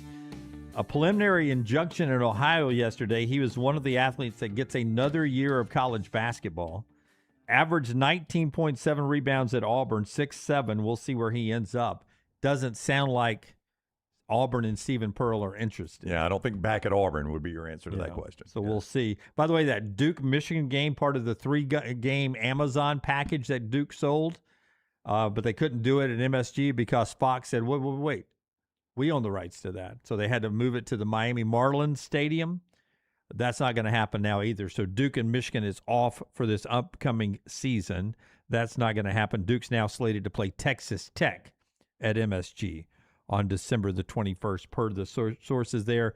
No details if that is part of a deal there with the Amazon folks, but I believe it is. So that's a little college basketball news there for you. We get back to college football after I remind you that Innisfree's countdown to kickoff, just 37 days to week 0, your game day tradition. Innisfree Irish Pub in Tuscaloosa and Lakeview. Irish-inspired pub food, the signature Irish gold sauce, and always a world-class atmosphere. It is Innisfree, 37 days to kick off. Let's answer the question that LT asked before the top of the hour. Rephrase the question, make sure I got it right. Okay, so last year we had the segment where we said if you had gun to head, you've got to have one of the Power 4 champions, and everybody agreed last year going into the season it was Clemson. Yes. How did did not we do work that? out How do we well. do there? Not good at all. Yeah. So if you had to do the combination from one of the Power 4 conferences, and I've gone through, laid out the Big 12, the ACC, the Big 10, and the SEC, and this is difficult to do. Yeah, it's quite difficult. To me, in the Big 12, it seems like you're working with 3 teams. Now, if you want to go a little bit deeper, I do think Arizona and Houston are those teams 4 and 5, but it seems like we're Texas Tech, BYU, the matchup we saw last year, and then Utah's right there. I got to say in the Big 12, what I feel like is I feel the best about getting one. More than any other conference. I would Texas agree. Tech. You know what I'm saying? Yeah. Big Ten's my answer, though. I thought about the Big Ten. I think the Big Ten is so difficult. But I feel to me, like it's Oregon and Ohio State. I feel like that too, but Ohio State's got the most difficult overall and conference schedule they've had in a long time, which worries me. And Indiana's not going anywhere, and I think USC is going to be better. I think Washington's going to be better. I think Michigan's going to be better. I think Penn State's going to be better. I don't think those teams are going to make the conference championship, but is it – like, I feel good about Oregon, almost like I feel like Texas Tech in the Big 12. Oregon and Ohio State in the Big Ten is the one I'm most comfortable. If you get outside of the Power 4 and you allowed me to do any conference, it would be the new Pac-12, Boise State, San Diego State. I would lock that in if I go any conference. But of the Power 4, I can't give you the second team with Texas Tech. I can't give you the second team with the ACC. Who's your first team? Miami? Miami. Yeah. Who didn't even play in it last year? I would go SMU, and then I think on that next tier, Virginia, NC State, Clemson. But I don't feel great about it. Yeah.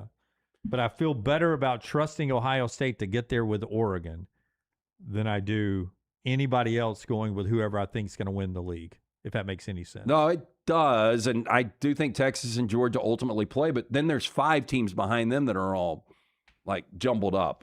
I think if I had to do it, I think I would be boring and go Big 12 with BYU and Texas Tech again. I think I would too. Again, I just feel best about Texas Tech being one of the teams. You see what I'm saying, Jim? Of any Yes. conference, I feel like I can identify one team in the Big 12 better than any other conference. I think Miami's that team too. Like again, I agree. did not even play in their conference championship game last oh, year. I get it. But when you look at the ACC this year, and the ACC might surprise, and I'm high on NC State and Virginia to be really good teams. I guess I think Oregon is that team. It's hard to imagine them being anything but one or two. It is, but I would tend to agree. They don't have the easiest of schedules either. Like if you gave Oregon or Ohio State, Penn State schedule, they'd waltz. I'd say that Oregon's got to go to SC, and they've got to go to Ohio State. I mean, does 10-2 get you in that game? I think so. If a 2-loss Big Ten, probably they're in there. Well, there again, I would just say, are you really living in a world where Indiana goes to 3 consecutive Big Ten championship games? They didn't go 2 years ago. Yeah, they didn't go. Yeah. It was that's right. Penn State, Oregon. Yeah, Penn State and that's Oregon. my bad. Yeah. That's my bad. It's easy to forget that, isn't it? 3 straight playoffs. Yeah, but I mean, I Big think Ten we games. do live. I am to the point of, what is it, fool me once, shame on me, fool me twice. Yeah. So you're going to So ride shame on you. Indiana. Yeah, I mean, I don't think they're going to fall off a cliff. Let's do our spotlight here, Tyler, if you'll get ready to punch that and give me cut number 6 if you can. This is our Shannara College Football Spotlight. The College Football Spotlight. Presented by our guy, Alexander Shannara, trial attorney, Shannara.com, Shannara.com. Perhaps when I say the name Shannara, you think personal injury attorney. Certainly, Alexander Shannara has done a lot of that work. There's no doubt about that. But it goes much deeper than just personal injury cases. Bad drug and device cases, storm damage cases, workers' compensation, employment cases. The list goes on and on and on. It's why we tell you, whatever your legal situation is, wherever you find yourself, Alexander Shannara Trial Attorneys, that's the guy. Shannara.com. Shannara.com. You do not pay a dime unless they win your case with Alexander Shannara Trial Attorneys. Nick Saban, the former Alabama coach, now ESPN analyst, says he has a concern about the Alabama Crimson Tide this year, and that concern is the offense and finding the right pieces to make that offense good, specifically the linemen and the running game. But he is concerned about finding the right pieces on offense. Here's Kalen DeBoer, overall, just about Alabama being more physical. You mentioned trying to up the physicality for the upcoming season. What does that process look like in the offseason, and how do you hope to see that play out in the fall? Yeah, I think first of all, I want to say I think there's a lot of physicality within our team. I think there's just areas where it can be seen and felt more. And I think, again, a lot of it has to do with execution, but we have a lot of physical players. Right now, the things you're controlling are the bodies, right? The explosiveness, the strength that guys have. And that's where our guys are really, I think there was a part earlier in the season where or earlier in the winter where we were, kind of coming together with a lot of new faces and understanding, where we were truly at. And I think not only have we closed the gap, I think we've started to separate ourselves from what, at least a number standpoint, what that's supposed to look like and has looked like with past teams, whether it be here or just our experiences and understanding what teams look like across the country. That's Kalen DeBoer on being physical. Here's the quote on SportsCenter from Nick Saban. I think the big challenge for Kalen this year is going to be, can I fix all the issues we have on offense? He said all the issues. We just talked about the quarterbacks and making that selection at that position, but the O-line, which was a little bit of a problem last year in terms of being able to run the ball and protect the quarterback, needs fixing, as well as what kind of skill guys do we have besides Ryan Coleman-Williams who can make plays and make big plays for us. There's a lot of question marks there. Well, I think they have capable players, but can they fix the problems? Yeah, I think it's odd. Down on TV3 right here, and I've just been glancing at it occasionally. SEC Network's on, and they're replaying the Bama-Oklahoma game in the playoffs from last year. And, boy, just watching Lottie Brooks. I mean, I think that is one of the answers to Nick Saban's question. I don't know about the young guys, but I do think Lottie Brooks can be an exceptional receiver for Alabama. Well, look, he ended up having 3 exceptional receivers his final year at Washington. He does a great job on developing skill. You go back last year, and this is one of the reasons that, you can look at this either way, but for Alabama to win 11 games, to be able to go to the SEC championship, to go to the college football playoffs, to win a game on the road, to barely have a 500-yard rusher in the conference, where you only average less than 3.5 yards per carry. You don't have a receiver that goes over 900 receiving yards. Your offensive line gives up 28 sacks, and you still win 11 games. Yeah. Like, I think that shows you how good of a coach he is. Now, at the same time, people are going to be like, well, there's not a lot of skill there, and that's his fault, which is, I mean, I would agree with that. But if he keeps the guys in the program, he's going to develop them, and these guys will get better. I'm watching the same game Brown was watching. You were there for it. And I was there for it. But as I watch it again now on the TV version, it's absolutely amazing. You're mentioning Lottie Brooks. He's open, yes, but it's Ty Simpson avoiding all the pass rush and throwing off balance. Left and right, coming at him all off night. the hip, Yep. behind the back virtually, just to get a 7-yard pass to Lottie Brooks. That's what's sticking out for me in this game.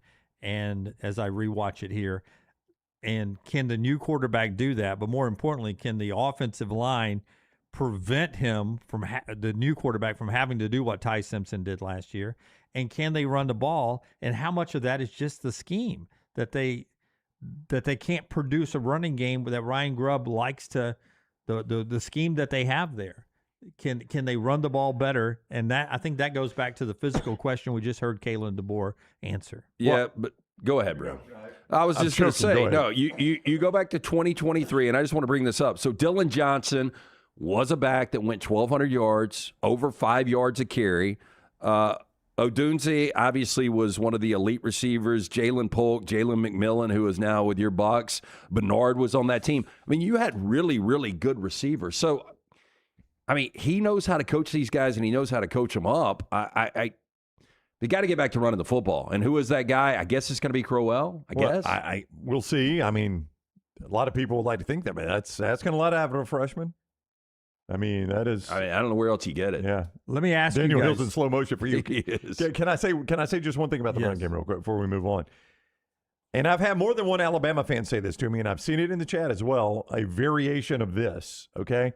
A variation of this. I was excited when Alabama hired Ryan Grubb because it's Kalen DeBoer's guy. And I was glad. And I'm talking about when they hired him after he'd been fired by the Seahawks. And I wrote off the issues he had in Seattle is it's just different between the pro game and the college game, personnel differences, things like that. But they couldn't run the football in Seattle. That's why he got fired. He leaves Seattle, and then magically they can all of a sudden run the football well enough to win the Super Bowl. And now Alabama can't run the football. I think there are a lot of Alabama fans that think the run issues are not personnel, they're not offensive line coach that got fired, they're Ryan Grubb. And whether that's the case or not, I do not know. Ryan Grubb was the offensive coordinator in 23. And again, Dylan Johnson, went 1,200 yards. Now, maybe that was just a special year from Dylan Johnson because you look at the rest of the roster, there was only 500 additional rushing yards, so there was no other factor. Yeah. And again, these are not my words. I'm just summing up what I've had numerous Alabama fans say to me, what I see in the chat frequently, is that their concern is the run issues are Ryan Grubb issues, not necessarily personnel or offensive line issues. And I'll ask you this question. It's the Inverness Country Club question of the day. Give me Inverness, and I'll ask a question coming off SEC Media. ICCalabama.com. The question of the day is, where do I want my club home to be in Birmingham? The answer, Inverness Country Club. Inverness Country Club is a great club for you here in Birmingham if you're looking for that club home. Our friend Erin will give you a great tour there at Inverness. All you got to do is call her, 205-991-8608. Erin Hilliard is her name. Just tell her, hey, I want to play where the next round plays, and she'll set you right up for that tour. You're going to see that beautiful golf course. You're going to see the great clubhouse with the wonderful food. You're going to see the tennis facility that has been under construction. It's nice and brand new, world class, best in Birmingham. You're going to see everything, but you're going to meet the people. The people are the best part about Inverness Country Club. ICCalabama.com is the website. ICCalabama.com. Or call our friend Erin Hilliard, set up the tour, 205-991-8608, 205-991-8608.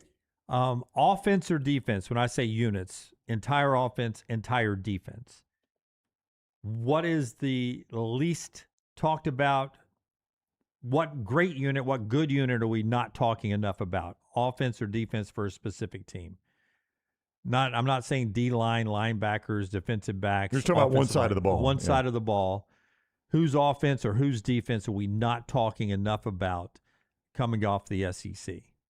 can I make a case that it's the Auburn defense? Here's Champ Anthony on the defensive guys who hung around at Auburn, didn't leave through the coaching change, and DJ Durkin is back again.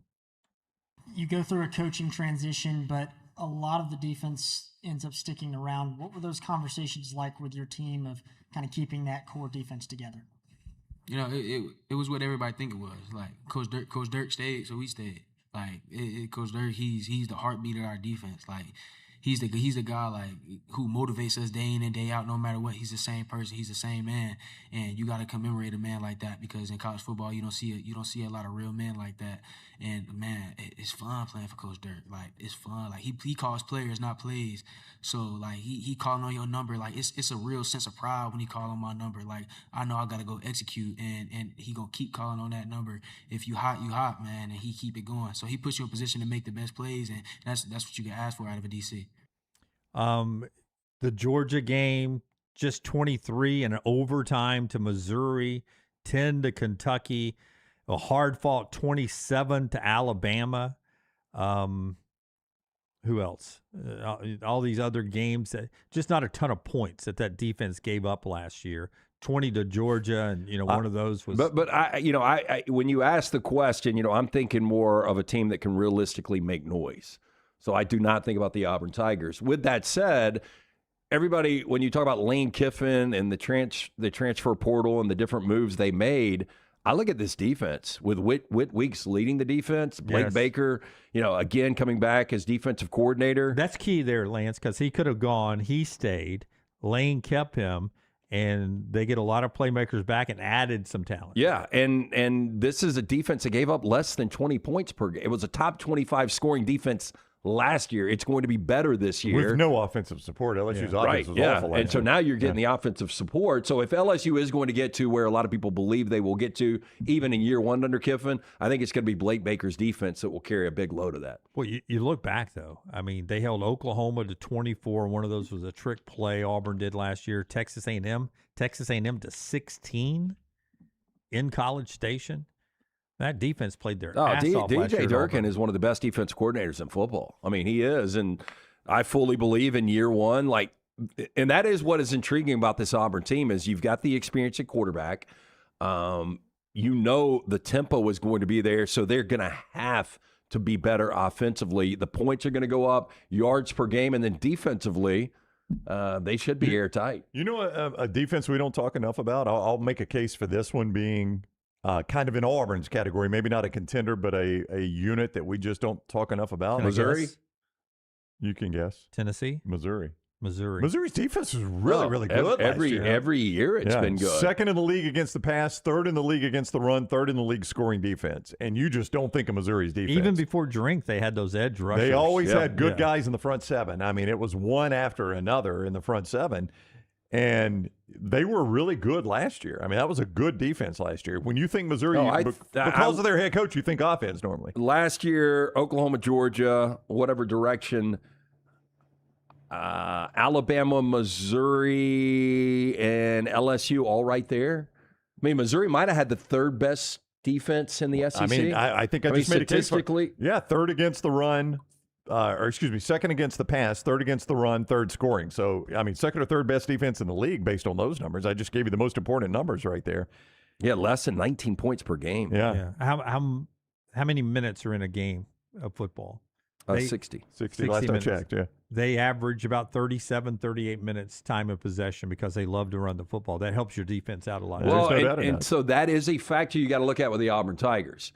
Like, there are going to be some 3-and-outs that literally you'll look up at the clock and you'll be like, they took 18 seconds off the clock. That's a great point. Yeah, and Auburn's punting now. So I do think Durkin and conditioning is going to be a big part of this. You're saying the defense is going to do this. They're going to be like. Yeah, they don't even get to take their helmet off. So I do think that there is something that you've got to look at that. And I'm sure this is something Alex Golish has already addressed, and him and DJ have talked about it. But there will be 3-and-outs that literally are under 20 seconds. It's just going to be part of it. Yeah, put that Powerade in the to-go cup, man. I need to get back out on the field. To-go cup. I got to live for this. Our 40 and 40 team and 4 downs is part of our next segment. And still a lot more from SEC Media Days as we talk college football. And I assume 11 o'clock maybe we'll get the 11 Central, 12 Eastern, we'll get the SEC release. Yeah, text maybe somebody. so. Text friends we know Okay, that may. yeah. What time is that? You're going to send that out? Yeah. Jim wants to know. Jim wants to would know. like to know when Jim you're would like doing to your know. job. Hey, the show is brought to you today by our friends at Urology Centers of Alabama. They've been doing their job for 70 plus years with compassionate care here in Central Alabama. Number to call to make an appointment is 205-930-0920. 930-0920, urologycentersalabama.com to see everything they offer from prostate health to kidney stones. And that prostate health, guys, it helps you so much. It allows you to stay on top of your health in a situation where maybe prostate cancer or some other prostate issues. Early detection can literally save your life. 205-930-0920, urologycentersalabama.com. You know, sometimes injury attorneys get a bad rep, being called ambulance chasers, showing up to the accident scene before the EMTs get there. At Alexander Sonora Trial Attorneys, this ain't that. We get enough cardio, no need to chase ambulances. Look, if you're injured in any type of accident, don't accept a dime from the insurance company. Hit up the gators of the litigation situation. Alexander Sonora Trial Attorneys. Call 659-777-7777 or alexwins.law. Call me, Alabama. Physical office location, Birmingham. Sterling and the fine folks at Champy's Chicken on Highway 119 in Alabaster want to welcome you in for a great lunch or dinner starting at 11 a.m. every day. Chicken that's brined overnight and cooked to order, and the taste of the Delta with those Delta recipe tamales. Champy's is perfect for all your tailgating needs this football season. You can also choose Champy's for your next party, wedding, or birthday.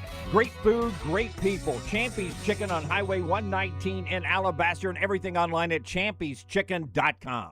At Central State Bank, we are large enough to serve you and small enough to know you. Manage your money with ease, whether it's mobile banking, hassle-free checking, competitive loans, business solutions, or personalized financial advice. We're your hometown bank with big-time service. Visit us today and experience banking made simple, because at Central State Bank, you come first. Member FDIC. Never miss anything from the next round when you listen on demand through the podcast platform of your choice, Apple, Spotify, iHeart, or Google Podcast, wherever you listen. Always like, follow, subscribe, turn on automatic download so you can catch every part of the next round. Listen anywhere in the world, anytime on the Next Round podcast feed, and support the show by following, subscribing, and turning on automatic downloads on any podcast platform. Listen anywhere in the world, anytime on the Next Round podcast feed. Thanks for always making the next round a big part of your day.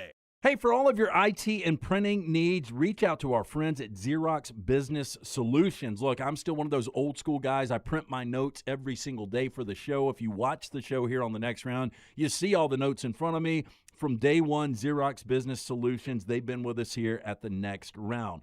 Local for over 45 years. For all of your IT and printing needs, visit XeroxBusinessSolutions.com or call 205-969-3000. That's 205-969-3000. Hey, let me tell you about our friends at Urology Centers of Alabama. Compassionate and comprehensive urological care with 35 physicians, 17 locations across Alabama. Their patient-centered approach to all of your urological needs. Remember, they've got that new men's health center. It is beautiful, helping men with a wide range of sensitive male issues in a comfortable environment. You can always go online, visit urologycentersalabama.com, schedule an appointment with one of their many urologists today.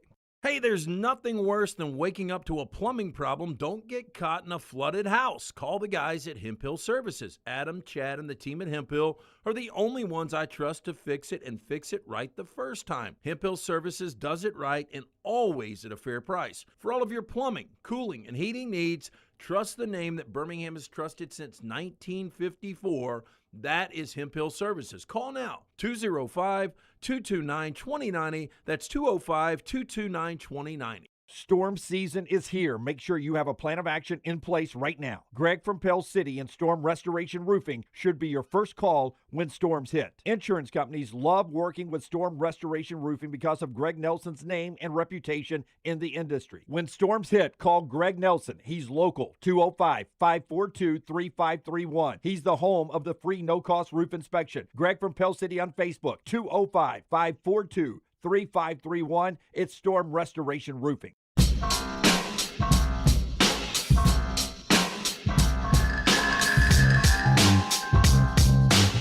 Okay, we'll get back to college football, but somebody's taking their talents to Philly. LeBron James is signing with the Philadelphia 76ers, a 2-year, $8 million deal.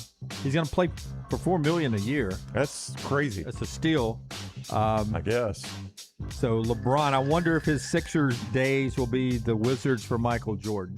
Eventually, he'll have one of those years. I don't know. I mean, the difference is, Jordan was obviously, you can make the argument the greatest of all time, but the conditioning that LeBron puts in, and I'm not a LeBron fan at all. I think you guys know that. I got my Lakers back. I'm excited about that. But I don't think LeBron is ever going to let himself be a shell of what we've seen. Like, that was tough to watch with Jordan. I don't think you'll see that with LeBron. Does it hurt his legacy a little bit to play in that many uniforms? I think so, yeah. I do too. I mean, it's the same with Shaquille O'Neal. Yeah. I mean, I think it hurts your legacy to bounce around that much a little bit. Yeah, I never think of Shaq in a Celtics uniform or. Well, I forgot he played for the Celtics. He said that. I never think of Barkley and Rockets. Never think of Shaq with the Suns. I mean, but LeBron, even at his age, he's won a championship at every stop, hasn't he? Who, LeBron? Yeah, with every team he's ever played for. Well, yeah. The Cavs, he had to go back. He had to go back for the Cavs. But yes, every team he's played for has won a championship. And the Lakers was kind of a joke in 2020. But, he did win a championship there.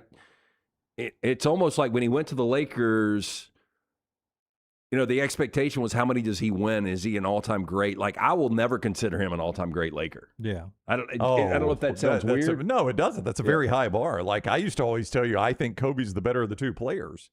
But I would have, if you do the Laker Mount Rushmore, it's a hard one to do. I've got Kobe on it before LeBron James. But LeBron at 40, I know. Coming up on 42 years of age, this year at 41 in the NBA, 27, 7, and 7. I mean, again, he is still physically elite. Other than puts up great numbers. Other than Phylon, who else has the Sixers gotten this offseason? That's good. Because now they have LeBaron and LeBron. Yes. Yeah, I mean, but Tyrese Maxey is their guy. Yeah. And you've still got Paul George on that roster. Embiid, when he is healthy, he's still a dominant figure. I mean, Philadelphia, things break right in the East. I mean, we've seen how wide open, Halliburton goes down last year or at the end of the last year. So they go from the finals to not making the postseason. You saw how it played out this year. But you with wonder, the Knicks winning it. I don't think the Knicks are going to be back. I mean, does he get in the way, LeBron? I mean, I don't know. Yeah, does it go through LeBron as you're asking? Yeah, I guess that's what I'm saying. Yeah. I mean, he's not the best player on that team. 27-9 at whose expense and what expense? Correct. Is the point, and what is my expectation for minutes that I got to give this guy? By the way, I have this written down, Brownie, from the Score on Instagram. 1, 2, 3, 4, 5, 6, 7, 8, 9 athletes who have 5 MVPs or more in their sport. 2 of them are hockey, NHL. Can you tell me who they were? Gretzky, and I would think Mario Lemieux. Gordie Howe, but Gretzky and Gordie Howe. We're already out. 2 were soccer. Pretty easy. Messi and Ronaldo. 1 in baseball. 5-time MVP. 5-time MVP in baseball? That's got to be Barry Bonds. Barry Bonds. Yeah. That's exactly right. Okay. Best ever. I hate him, but he is. 3 in the NBA. 5-time or more MVPs. Michael Jordan. LeBron James. Nope. Ooh, I would go. Did Magic win? He didn't win 5 MVPs. No. It'd be hard to do with Michael Jordan. I'm going to go way back. Wilt Chamberlain. Way back Bill Russell. Kareem Abdul-Jabbar. Abdul-Jabbar. And then 1 in the NFL. If the score is right, I didn't go and check this. I just saw it. I can believe that. Just 1 in the NFL. Is it Brady? And it's not Brady. Is it Favre? It's Peyton Manning. Okay. 5-time MVP. Now, I need to check that because it seems like Brady won 5 MVPs. No, he didn't. He didn't? Brady became one of those guys where Brady was competing against Brady, right? Yeah, it's almost Kobe Bryant only won 1. You know, it was just one of those weird things the way it fell. So Gretzky, Howe, Messi, Ronaldo, Bonds, only 1 in baseball, surprising. Kareem, MJ, Bill Russell, Peyton Manning. And all of this was off. Will Shohei Ohtani join the list of 5-time MVPs at some It's point? hard to do because you get fatigue as a voter. Yeah. Like you want something new. If there is anything new around, you end up voting for that guy. How many does LeBron have? I think he's got 3. Brady's got 3. Yeah. Now, Brady will take the category he's got 5 in over the 3, and that's 5 Super Bowl MVPs. Find me another guy with 5 Super Bowl MVPs. Can you do that one? It's going to be tough. LeBron has... It says 8 total MVP awards. Well, they might be including... NBA Finals. NBA Finals. And 4 stuff regular like that. season MVPs and 4 NBA Finals MVPs. Yep. Yeah. So he's one more away from being in there, too. Hard to imagine he's an MVP of the league again. God, if he is. Yeah. LeBron James is off to Philadelphia. LeBron James. That is, Brown yelled at me in the hall. LeBron signed. Where do you think? And Miami was where most people thought. But after that, I was like, Philadelphia? Yeah, I know Lance Gasser, and frankly, I've not followed it because I don't particularly care where he plays, honestly. I mean, it's... As long as he don't play for the Lakers. I just don't really care. I was just surprised at Philadelphia. I'd never heard their name mentioned. But I'm late to the game on this, obviously. 40 and 40 is brought to you by our friends at Hoover Toyota. Tell us about Hoover Toyota again, and we'll get to our 40 and 40 team today. Yeah, hey, look, if you're in the market for new or used, whether it's a car, truck, or SUV, get in and see Scott Peoples, Harold, Kim, fantastic staff. I'm speaking from experience. I have used Hoover Toyota over the last couple of years twice. My daughter's RAV in 2024. I got the Land Cruiser back in October. Absolutely loving it. If you want something that's going to hold its value, something that is reliable, something that is safe, that is the definition of the Toyota. Stop in, see them, conveniently located Highway 150. They're going to roll out that red carpet program for you. They want to retain you as a customer for life. To view the inventory in their on-site finance department, go to hoovertoyota.com. Sarah Phillips Ambler had this team ranked number 12, the highest of anybody in our poll. Shout out Sarah Phillips Ambler at number 26 in our rankings. The Houston Cougars just missing our 40 and 40 top 25 today. Willie Fritz's team. Before we talk Houston, here's Willie Fritz at Big 12 Media Days talking about his goal. You've been open about talking about, the national championship at Houston eventually. How important do you think that is to verbalize for your fans and your program? And how much do you talk to your team about goals? We don't talk about a whole lot as far as season goals are concerned. We talk about doing the very best we can day after day after day after day. But, we've certainly got the location. We've got the university. We've got the facilities. There's no reason why we can't do that at the University of Houston. A good template for us has been Coach Sampson and what he's done with men's basketball. I think every program at the University of Houston, aspires to be national champs, and we certainly do in football. Damn, Willie's already, eating the ass of somebody with that voice. Yes, Willie's got mid-season. Hey, and if I'm Monster Energy, I want bigger font. Like, okay, I know we didn't pay you a lot, but that font ain't big enough. 10-3. 6-3 in the Big 12 last year. They return 11 starters. Yeah, and look, it was a great from year 1, 4-8 to 10-3. The good news for Willie Fritz in Houston is you miss BYU, you miss Arizona, you miss TCU. The bad news, you got to go on the road to Lubbock. You got to go to Salt Lake City, and you got to go to Manhattan, Kansas. Oh, wow. Those are really, really difficult road games. That might be your 3 toughest road trips in the conference. Oh, it's brutal. And then you throw in probably an improved West Virginia. I think Colorado's going to be better than they were last year. So I don't think they get back to 10 wins. Connor Wegman coming back at quarterback, one of the more underrated quarterbacks we don't talk about. SEC fans remember the name from the A&M days. And I think Mekhi Hughes is a guy to watch for. It was one of my worst preseason predictions. As good as my Fernando Mendoza was, I had Mekhi Hughes leading the nation going to Oregon and getting all the money going from Tulane. He got 17 carries. Got in the doghouse of Dan Lanning, never got out, and now he's going back to the American, and fully expect a guy that went 1,300 yards in 23 and 1,400 yards in 24 to be about a 1,400 or 1,500-yard rusher for the Houston Cougars this year. Going to the Big 12, but to the coach he was with in the American, Willie Fritz, right? Fritz was his coach at Tulane, right? Yep. Yeah, so he's back with the coach that made him great. Doghouse with Dan Lanning. Birmingham native, by the way. Is he really? Hughes is, yeah. Yeah, did not know that. So here's Willie Fritz, a guy that, just gets down in the dirt and does the work to win football games. He did it at Tulane, and now he's doing it at Houston. Yeah, he's going to be just one of those guys that's always had kind of that under-the-radar program. We're never going to know what he would have done at a bigger program and given the opportunity, but I think he's a well-respected coach from what he's done at Tulane and what he's trying to do at Houston there. And if you go back, just take a guess as a head coach how many years he's been doing it. As a head coach? Yeah, I went and looked at this yesterday. I just don't remember him before Tulane. Yeah. I don't even know what he did before. I really don't either. 30th year as a head coach. Where was he before Tulane? Very random, like Illinois State or something. Okay, so he came up through like the FCS ranks is the yeah. way he got there. But, I mean, he's been a head coach a long time, 66 years old. I mean, he looks at it. He does. I mean, yeah. I'm not taking a shot at him. I'm just saying, on a day where we've played Sark and Ryan Silverfield and John Summerall, I guarantee he's you, an older-looking guy. This is the only combination football-basketball coach where they both have handicapping parking between him and Kelvin Sampson. It is definitely the oldest combo in football. Just show me the still shot if you can, Forster, of him sitting there. It looks like he's about to make an announcement. Listen, we've opened up memberships at our country club so we can host the PGA Tour event this year.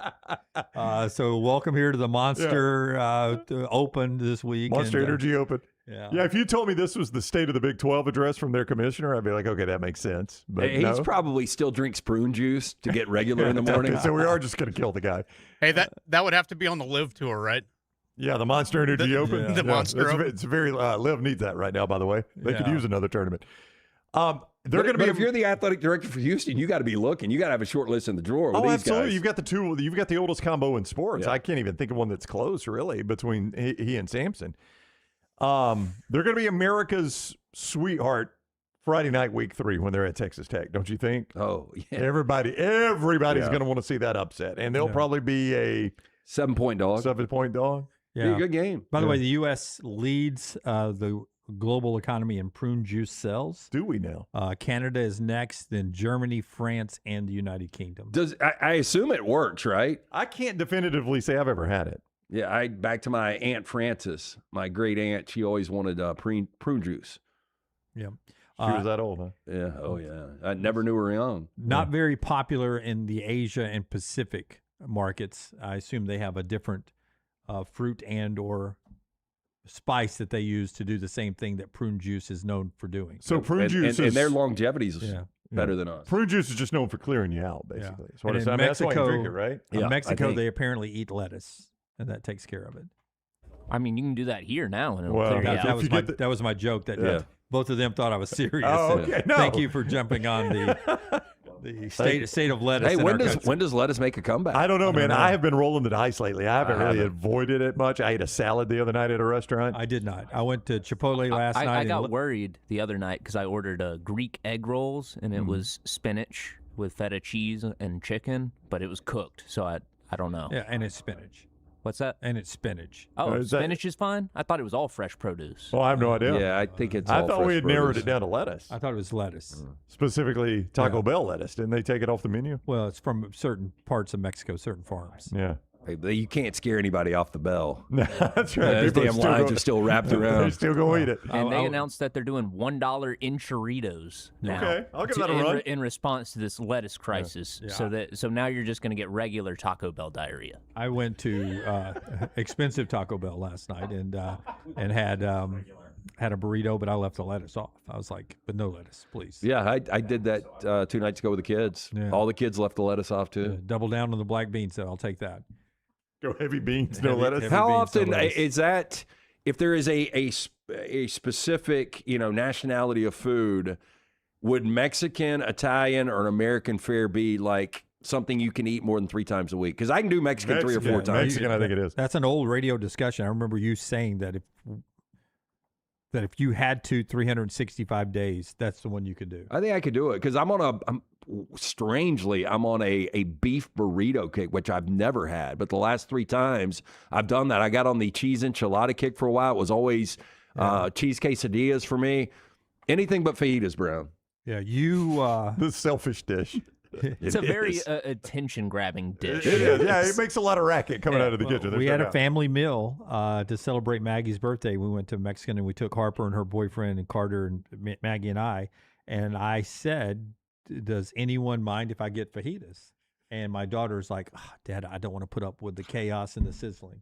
And so I didn't for that reason. So, good for Harper. I mean, it is a selfish move. We literally, if you're eating by yourself at the bar, do it. We were literally out at dinner not long ago with some friends, and the female said, "Please don't get fajitas. I just washed my hair." Yeah. Did she really say that? 100%. Yes.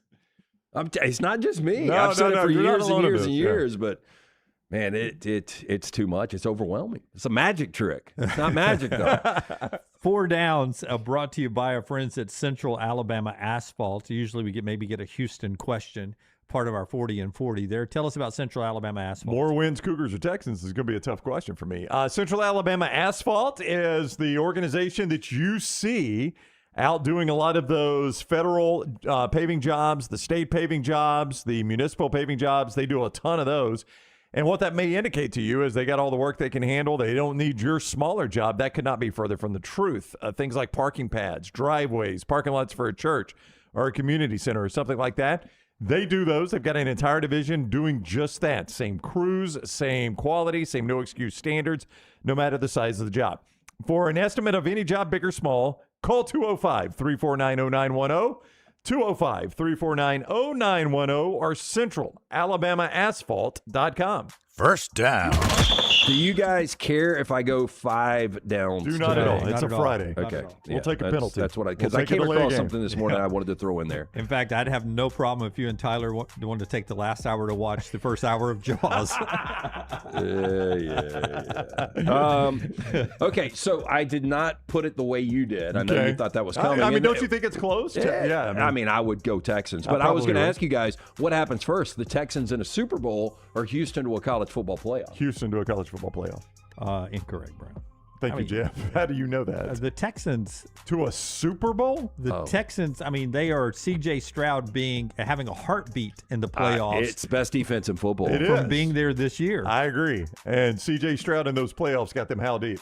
Yeah. I would I'm go. just saying, going into this season, I would go right now. And I'm completely, I'm probably on an island with this. I would go Chargers. I would go Texans and Bills. Yeah. I mean, they're one of the teams to beat this year in the National Football League, in my opinion. I don't disagree, but I'm going to need to see C.J. Stroud do it in the postseason. He was awful. Helped out by getting David Montgomery, a little addition to the backfield to help with their running game already. It's another guy that just lower his head and take a little pressure off of C.J. Stroud. Yeah. I like the Texans. And if I had to bet right now, my AFC, I don't know why American League, my AFC team to be in the Super Bowl, I probably would go Rams versus Texans.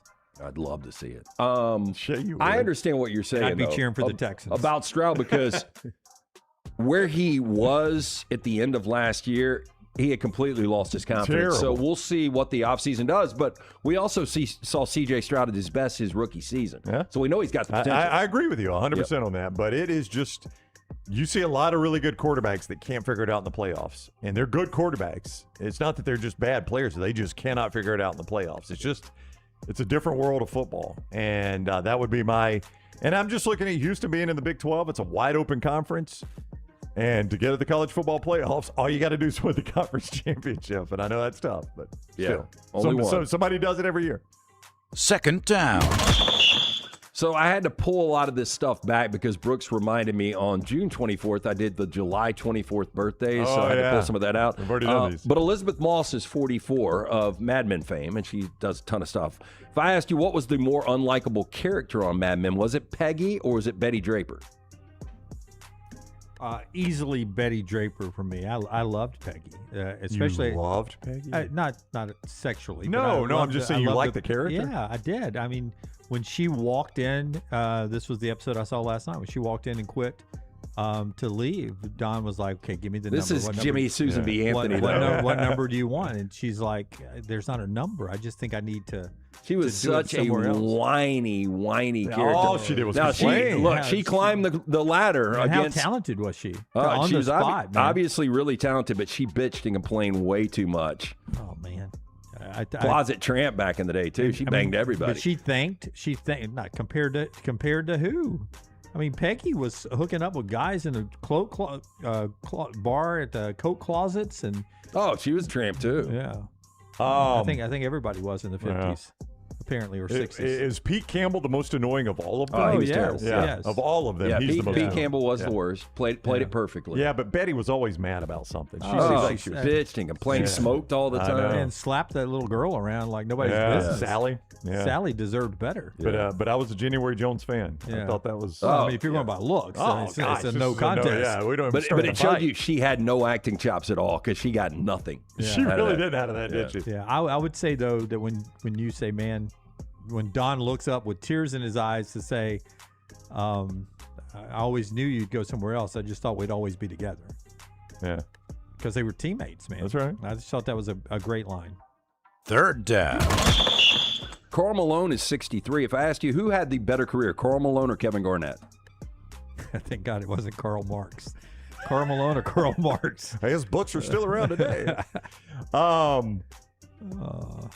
I would go Garnett. I mean, I know it was the championship. It was built for him. Malone circled back. I always to forget. the Lakers. I always they forget. played for one. Did the mailman? He didn't win one in LA. He did not. He No. circled back to try to steal one and Yep. didn't get it. Yeah, he They and lost Peyton in on the 5. same team, right? Yep. Yeah, the glove. They were both. a sad chapter. It was very sad, and for your Lakers to I know. to do that, it was like a make a wish. Yeah, Garnett.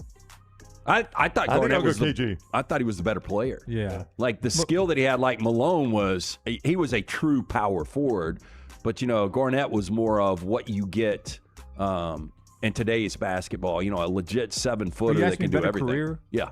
Oh, Karl Malone had a better career, but KG got the ring. KG was the better player. Yeah, I mean, KG was. Well, so how do you say that? How do you say he had a better career if he was the better player? I mean, And he got the ring. I mean, Karl Malone and Stockton, if it wasn't for Jordan, they'd have won a couple, right?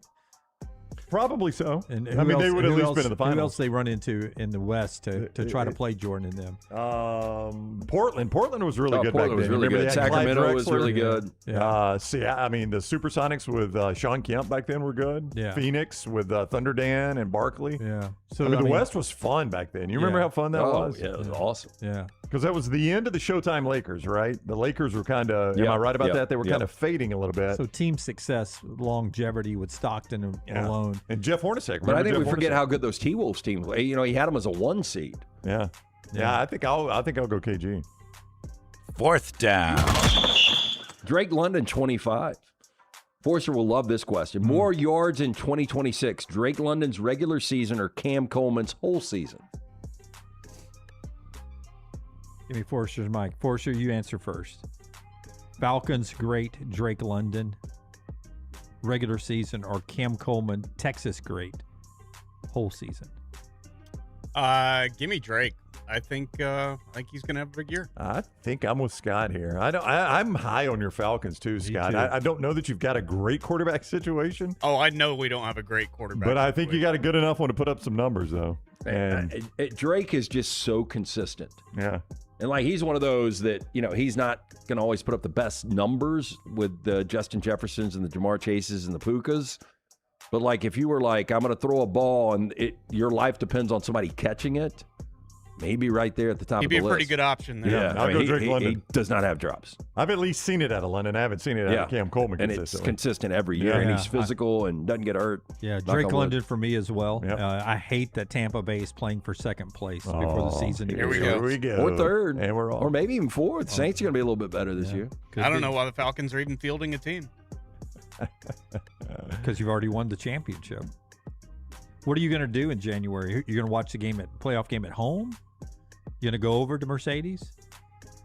It would be the first Falcons game I ever attended if I did. That's crazy. You've got of all the fans up here, you've got the team closest to us, and you've never been. Yeah. Yeah, my team's in a different continent. I saw him 3 times. Yeah. He's an adopted, but citizen. Tyler will talk to you about how to finance your trip to the playoffs. I don't think See, Forster's it's- got a bunch of Supreme. It's also the least of my fandoms. Yeah, it's true. I mean, you did go on a road trip just to see your White Sox. So. Correct. Yeah. I've seen the White Sox 7 times. Now, maybe? now with that said, I've never been to a Dolphins home game.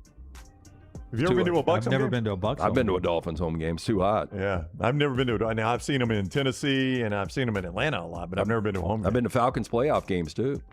We were on the other end of that. Yeah. Hate that for you. Yeah, no. See, the good news is Buccaneers come and play in Atlanta every year. That's right. Hey, did y'all see our new unis?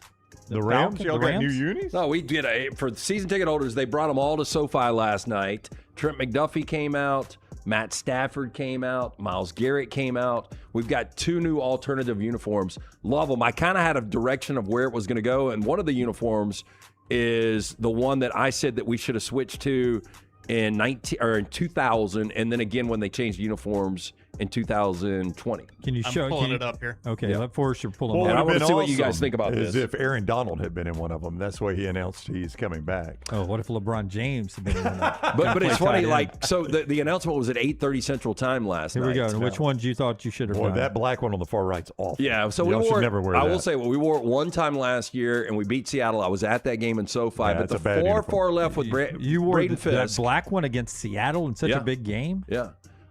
The far number 55, Braden Fisk there. That is the old fearsome foursome. That is the uniforms I've always wanted. Yeah. Now, the problem is they did a black outline on the numbers, which I don't understand that at all. Yeah. But I like the yellow at Devontae's in as well. Because they got I a don't nice- like that. The yellow top of the white pant. Oh, I like it because if you see the piping on the yellow pant, Yeah. Thank you, Eli. very, very, very good. Stafford's is your best. And who's 95? That would be your man. See, you ruin it with the striping. Myles Garrett. Yep. The striping on the jersey. Where? What's striping? I don't like that. I don't like the. That's a horn. No, on 55, on the pad. Yeah, that's the horn. It's a horn. Yeah, it's the Rams Okay. horn that wraps back around. Did you That have black one is criminal. Yeah, the black one's the awful. only bad one. Yeah. Like I did like the white helmets though from the fearsome. to me, the way I would go is I would go Myles Garrett, the away, the original That's, 95. him and Stafford are your two best. Then I would go 55. I like the fearsome foursome what we had in the 60s. Then I would go Stafford, then Devontae, and you guys are right. I mean, the black's terrible. But we are one of those. Puka got the So short I end. went to order 2 of these jerseys this morning. Sold out. No, but they just don't have them available, and you can only get certain players right What are you now. going to do with them? You don't wear jerseys. I don't wear jerseys, but Maddie does. Maddie wears jerseys That's to too games. personal question. Yeah. Sorry. Yeah. Jennifer ever wear a Dolphins jersey? She has. Not a jersey. Switch. Yeah. All right, that's So excited about that. Oh, we didn't do fifth down. Oh, that's right. Yeah. Lockdowns. Okay, so here we go. Fifth down. Sorry about that. I got off on the Rams. Never do that. Yeah, what when was does the that happen? biggest childhood scam in your opinion? To me, it was the sea monkeys. Like in the comic I books. forgot about those. Yeah. Everybody ordered sea monkeys. Not everybody, but a lot of people did. And I went and I did the history of the sea monkey. It was invented by this guy, Harold von Branout, in 1957. He did it the year after the ant farm came out. So this guy was brilliant because he's made hundreds of millions of dollars. They're still available. You can buy them at like Walmart. You can still get them online. But the sea monkey is just basically a brine shrimp. That's all it is. Really? Yeah, and they marketed this as these communities and families. And as 7, 8-year-olds reading, Marvel comics, you bought into it. Like, I want a colony of sea monkeys in my house. But it was such a scam. And by the way, And also the name makes you think like, it's a monkey. oh, yeah. Yeah. the guy that invented it, It's just an aquatic monkey. what do you think his origin is Harold von Branout? Well, I'm going to say he's German. I'm gonna say he's German. Maybe Austrian. He was actually, he I don't know if this is right. They say that he's part of the Aryan Nation and Ku Klux Oh, Klan, easy but he now. also was the guy that did sea monkeys. Yeah. Very weird backstory on that guy. Allegedly. Yeah. Oh, I mean, it's his Probably need to add Wikipedia. that, This is his What whole a Wikipedia strange page. life. Yeah, I know. For me, it was the 1 cent. I mail a Random penny House. to Columbia House. Oh, Columbia House, not Random House. Yeah, that and was I got terrible. 13 cassettes, and it even is listed by the robot as a scam. How the scam worked, the hook, you would mail a penny in, taped it to a postcard and TV guide, and choose 11 to 13 cassette or CDs for free. The catch, by signing up, you entered a contract obligating you to buy a minimum number of additional albums, usually 6 to 8, within a few years, and the mandatory future albums were sold at a highly inflated regular club price, alongside massive shipping and handling fees. And every month, the club sent a magazine featuring selection of the month. If you did not physically mail it back, then you had to pay for it. Yep. It was a complete scam. A lot of people did it, too. Yeah. And ended up owing money. And didn't they ruin your credit, too? Could they pop your credit for it? So They turned you over to collections. I think it's, it was much like a credit card scam. It's just taking advantage of how stupid we are. Yeah. Like if you read the fine print going in, you know but who reads the kinda fine know print? what you're getting Yeah. into. That's the problem. Americans got Did you ever do it? I never did it. I did. Yeah, I did it. I did. I remember Heart, Straight On to You is one of the albums I had to overpay for. So I did it because the first vehicle I got that had a CD player in it, I didn't have any CDs because I had no need for one, right? Mine was cassette, but yes. Yeah, I had CDs, and I was like, wow, this is a good way to build up my CD collection. I'll do these 13 here of artists I like, and then... You could have just gone to Quintard, Music Land. Not for a penny. That's true. I think it was $1 when I was a kid. I think it had gone up from a penny to $1. And it turns out the collection was just a bluff because you had to be a certain age to enter into a contract. So, oh, that's how they beat you? Yeah. So or that's how they got beat. If it ever went to court, if you didn't pay it, if you didn't buy them, as a 13-year-old or a 15-year-old or a 16-year-old, you couldn't enter into a contract. But you know what I would do now if you could go back to burn these? Get a bunch of P.O. boxes, rent them for 1 month, get everything sent there with an alias, and just peace out. Most common alias when this was going on, according to the robot, Barf Simpson. Barf. B-A-R-F. Barf yes, Simpson. Barf Simpson. It's not really a childhood scam, but it's one that I always had hopes of getting the prize in. The Monopoly McDonald's deal, oh, yeah. which ended up being actually ran by the mob. Yeah, good documentary until the final episode. Yeah. Yep. Beanie Babies is the one I was going to say.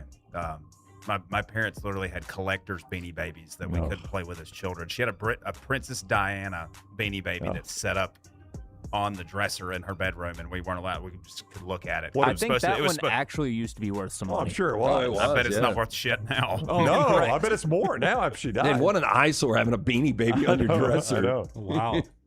The Precious Moments figurines. Oh, yeah, I remember those too. Yeah. Oh, yeah, my mother's big on those too. My mom's a big knick-knack person, so.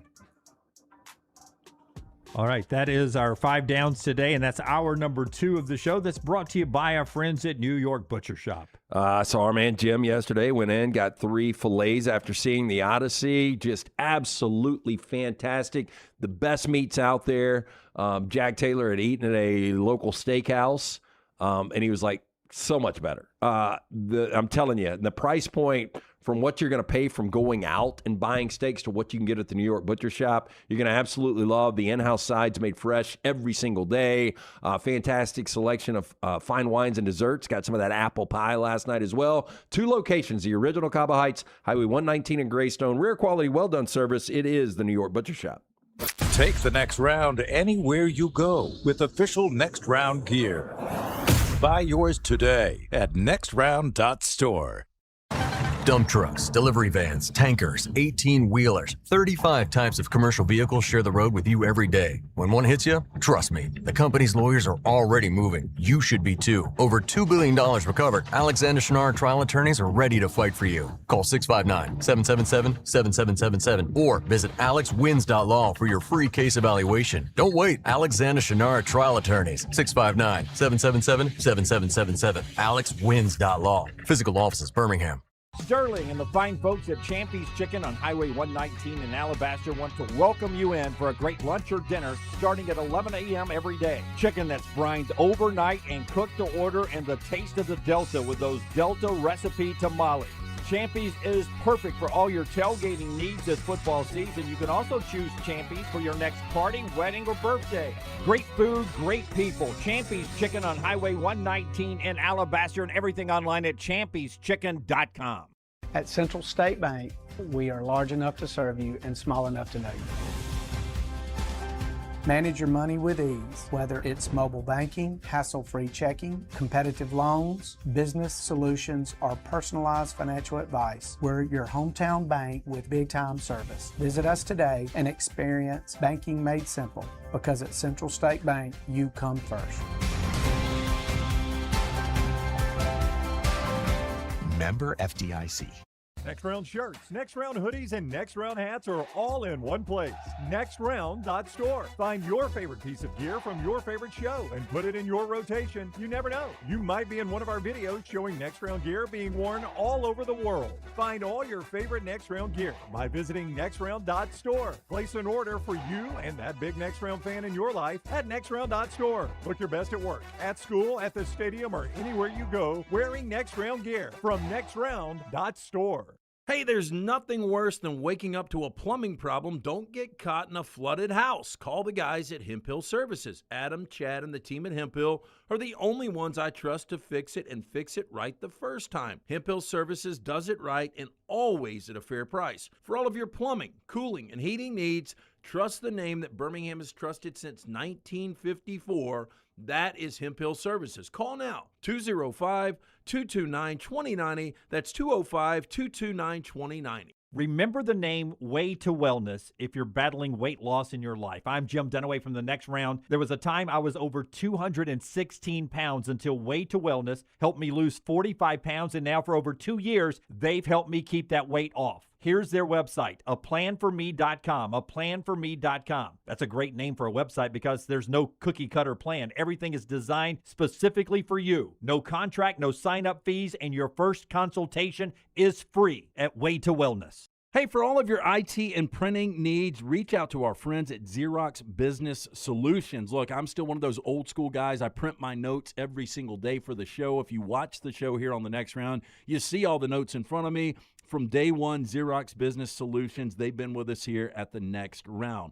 Local for over 45 years. For all of your IT and printing needs, visit XeroxBusinessSolutions.com or call 205-969-3000. That's 205-969-3000. Stop by the New York Butcher Shop and pick up the finest in certified Angus prime beef steaks and burgers, premium pork chops, ribs, and all-natural chicken cut to order just for you. Their chef-prepared entrees and side dishes are the perfect dinner-to-go choice for your family and are ready to heat at home. With a great selection of fine wines and desserts, the New York Butcher Shop is your one-stop dinner shop. 2 locations to serve you, Cahaba Heights and on Highway 119 in Greystone. The New York Butcher Shop, rare quality, well-done service.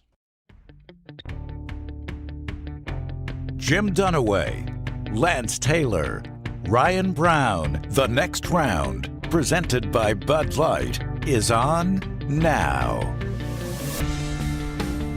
Rolling into the final hour of the show, brought to you by our friends at Champy's World Famous Fried Chicken. By the way, 3 is the magic number. We'll tell you what that 3 is in just a second. Champy's Chicken, you can go in there and get 3 great entrees. I would go in there if you said, get me 3 entrees. Chicken fingers, yes. 2 big breasts, bone in, brined overnight, juicy to the bone, yes.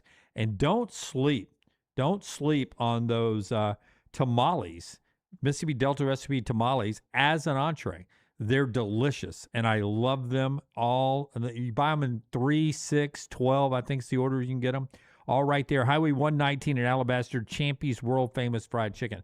3 is the magic number. That's how many Alabama players are on the first team, all-SEC team, released at the top of the hour. The 2 DBs, Bray Hubbard and Xavier Brown, and? Jan Zapier. No, Ryan Coleman-Williams. First team? Yep. First team. He, the 2 Colemans, Cam Coleman, who... if I was Ryan Wingo. And Ryan Coleman-Williams. If you were Ryan Wingo, you would what? I mean, I guess it's hard to put 2 Texas. I mean, I would be... I'd be a little upset that Ryan Coleman-Williams... Well, you would be even more pissed that you weren't on the second team. Oh, wow. Because he's not. Mario Craver and Isaiah Satania are your second team. He's on third team. You finally get there on third team. With Nick Harbor? Well, he and Nick Harbor are third team, yeah. Wow. Xavier Atkins, the only Auburn player to make the first team defensive player there, as he's a first-team linebacker. Well-deserved, though. So he is there for Auburn. Those are the first-team guys. By the way, first-team quarterback? Yeah, I was going to see if you could guess this. You've seen it, right, Jim? Oh, it's got to be Trinidad. It is. It is Trinidad, Yeah. not Arch Manning. Yeah, Arch second team, and then your guy Gunnar Stockton third team. Yeah. So here's the big deal, though. Where are the votes for the order of finish? First of all, 3, the magic number. There were 3 people that voted Alabama to be the SEC champions. Probably the lowest vote total Alabama's had in a long time. I'm still surprised I got 3. Yeah. First place votes, Georgia had 88, and they are the team picked to win the SEC by the media. Georgia is number 1. Okay, that's surprising. I bet Kirby hates this. It's surprising, and to me, Lance, it's surprising by that big of a margin because, Jim. Yep. Well, I was going to say number 2. Number 2 is Texas at 57. That's a big margin. Now, this is votes. This is first place votes. This is to win the championship. Georgia, Texas, big gap. Then you get Ole Miss with 6, A&M with 5, Alabama with 3, Oklahoma and LSU each with 2, and Kentucky How do they let Will Stein vote? It's Like, literally, member. who would put Kentucky I don't number know. one? There's always going to be somebody that's going to do There's always something. a media person that will do that. Lane Kiffin's got to love this. Here's the predicted order of finish, Brandon. Let me get this out. Oh, go ahead. Well, I was just going to say real quick. I thought Georgia and Texas would be 1 or 2. I thought it'd be Texas and then Georgia. I did not think there would be a 31 vote difference between either one of them either way. You know what I'm saying? Yeah. That's a pretty big margin. Yeah, it's actually probably a little closer to the way you do it in the overall predicted order of finish. When all that's in there, Georgia is 1, Texas is 2. It's 2005-19 to 2004-49. So that is close with all the votes tabulated. Ole Miss is picked 3rd. I'm surprised at that. I am too. This with that schedule. Texas A&M is picked 4th. So then if you are cutting off the playoff, the bubble now, LSU is picked 5th. Alabama is picked 6th. All those teams are bunched very, very closely in points. Oklahoma is 7th. Tennessee 8. Florida 9. Missouri 10. Then a gap to to South Carolina 11. Auburn 12. Vandy 13. Kentucky 14. Mississippi State 15. And Arkansas is 16th. There in the voting. I think your biggest loser is Georgia because now Kirby's not going to be able to use that motivation. I think your biggest winners are LSU and LSU and Oklahoma. We are sleeping on Oklahoma. I know the schedule's brutal. Andy Staples brings up the point yesterday, and I think we all agree all these schedules are brutal, but I think we are really sleeping on Oklahoma, and I think Lane Kiffin can use that as motivation. Just real quick, Alabama finishing there in the conference, the record would be what? 9-3. Yeah, 9-3. That's a 9-3. Easily 9-3. LSU, Oklahoma, Alabama, Tennessee could all finish 5th, 6th, 7th, and 8th with a 9-3 overall record. And for Auburn, 12th is where Florida finished last year at 4-8. Auburn actually was 5-7 at 13th in the conference. So that's about the neighborhood you'd be in. That would be, I think, hugely disappointing for Alex Golish's first year. I know Auburn is in need of a winning record in the regular season. They hadn't had that in a while, but I think most people expect more than 4 or 8, 5 or 7, 5-7 out of Alex Golish. Yeah, no. If Auburn could be 6-6 and 12th in the league. Yeah, I think so. Yeah, because that's going to put you. That'll put you 2-7 in the league and 6-6. Yeah, I mean, are you looking at last year? I'm looking at last year. Florida 12th in the league, 2-6 in conference, 4-8 overall. Auburn 13th in the league, 1-7 in conference, 5-7 overall. Yeah. One more conference game, one less guaranteed win out of conference. But if you beat Baylor in the 2 guarantees, win 2 conference games, that gets you to 5. So if you're 3-6 in the league and win all your out of conference games, yeah, I mean that gets you LSU to was 6-6. 3-5 in the league last year, but 7-6 overall. Yeah. God, it's hard to believe they were 3-5 in conference.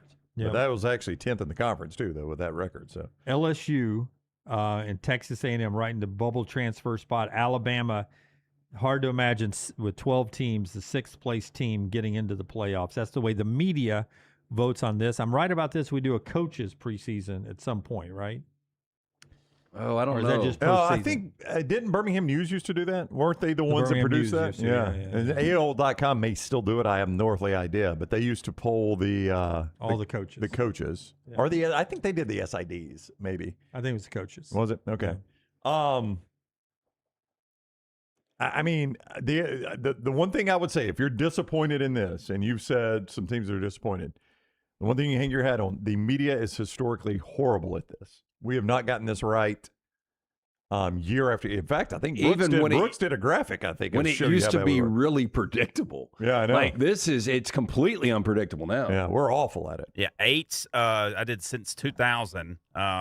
8 times the media has predicted the SEC champion correctly since 2000. So 26 chances, and they've only picked it 8 times. So you're telling me we're bad at it? That's basically 1 in 3. It gets you into the Hall of Fame in baseball. Yeah, we're 8-18. That gets you fired in football.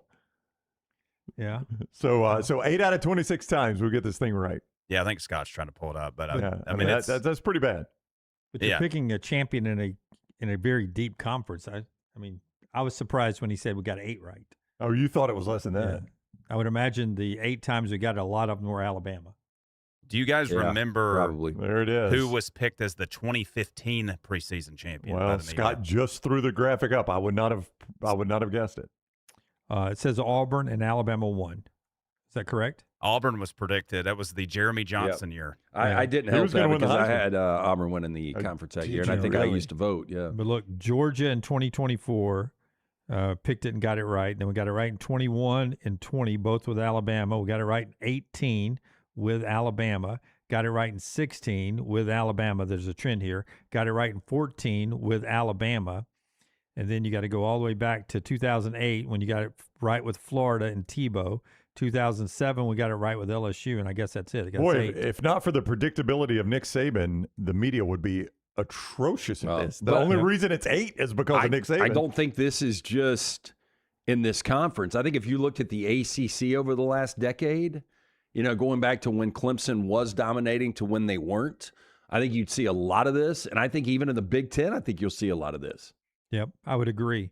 But from 2010 only, rarely is Alabama not the pick until Nick Saban retires. The year he was leaving in 2023, Georgia, and Texas the last 3 years. And then Alabama winning in 2023 was an upset. But really, the last head-scratcher pick was Auburn in 2015, to Brooks's point. Like, It was. I mean, I don't know that I would – Texas didn't have a great year last year, but they weren't that far off from playing for the conference championship. They weren't that far off. That 2015 Auburn team didn't They were sniff it. preseason number 1, though, too. I agree. I get it. And that was probably a bigger miss. But, I mean, that 2015 Auburn team, they were not close. But since 2014, since 2013 Auburn, every SEC champion has been Alabama and Georgia except for that magical 2019 year at LSU. That is correct. And Nick Saban said that was his best team. If Tua hadn't broke his hip, that team would have made the playoffs. Well, I mean, we'll never know. Obviously, they had already lost to LSU, and they were going to be fighting uphill to get in a 14 playoff because they had that LSU loss. But once Tua broke his hip in Starkville, that was it. I'll tell you another bad one because I was on the Tennessee bandwagon this year in 2005. Yeah, they went 5-6 that year. They were preseason number 3. Yep. That was when I had them playing for Purdue for the national championship. Whoa. I really did. Whoa, let's say that clearer again, please. In 2005, you predicted what? Tennessee and Purdue. Who was on Purdue's roster then? Curtis Painter? Drew Brees. Drew Brees came back? No, Brees has been in the league I know. a few years. I've said Brooks, he came I would back. have to go back and look at this. But, I mean, Joe Tiller, I think he had 20 returning starters from like a 10-win team. I mean, that Purdue team was supposed to be really, really good. Was that the day after y'all made those picks? The day after that you guys ate raccoon? Nope. Or was it the day after you were at Lanny Vine's pool all day? The robot You remember says that show? Yeah. Oh, yeah. Oh, yeah. The robot says that the 05 Purdue team had standout playmakers like Bernard Pollard, Dorian Bryant, and Jared Void. Lance, I've never heard of those guys. How are they standout playmakers? I remember them. Yeah, I mean, that Purdue team, I think they ended up going 3-9. Hey, Brandon Kirsch was the starting QB. Okay. Curtis Painter was on the roster. He was, but he had Give fewer me passing yards. give me the year before. Again, it was a disaster year for Tennessee. We can laugh 7-5 in 2004. So they were coming off a 7-5 Purdue. Maybe it wasn't that year. In 2004, Kyle Orton was the quarterback. I think you predicted them to win it in 04. Maybe. Coming off a 9-4 03 team with Kyle Orton. Yeah, it might have been that. Taylor Stubblefield was an All-American wide receiver. He was really good. He played the NFL, Tyler. Yeah, okay. I know it's not a athletic-sounding name, but Okay, there's no reason to go through the whole roster. It was a swing and a miss. I've had plenty of them. What was y'all's worst prediction in college football? Obviously, Lance just gave us his. Do y'all remember? I think it was the Auburn Tigers for me because I thought they were going to win the national championship that year. What year? In 15. In 15? Yeah. Maybe Clemson last year for me. Maybe. I mean, that was pretty bad. Yeah. Yeah, I mean, I was right there with Clemson. I had them top 3, 4, 5 team. I mean, I've made so many bad ones, Jim. I don't know, but. Yeah, I can't think of one either. You know, my worst ever was Connor O'Gara asked this when I was on his show 2 weeks ago. He was like, what is the worst prediction you've made in all these years? And I was like, man, dogged out Kansas City for taking that Pat Mahomes fella at number 10. Yeah, you've owned that one, though. I'll give you credit for that. You have never backed off that. You owned it like I was as bad. It's as bad as I could do right there. By the way, Mahomes was compared by CBS Sports as they were getting ready for the NFL camps to open up.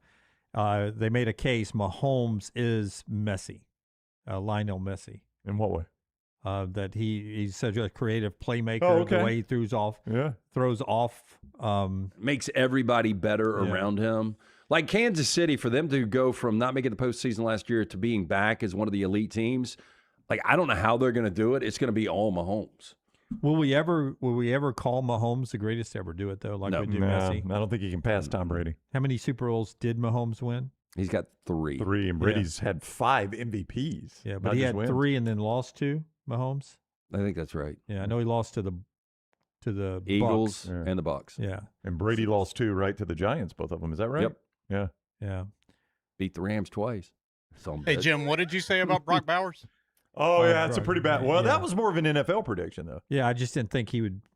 Well, that ain't holding up. He's dominating. He's just playing for a terrible team. Yeah. Well, I don't see him a lot. Do y'all see him a lot?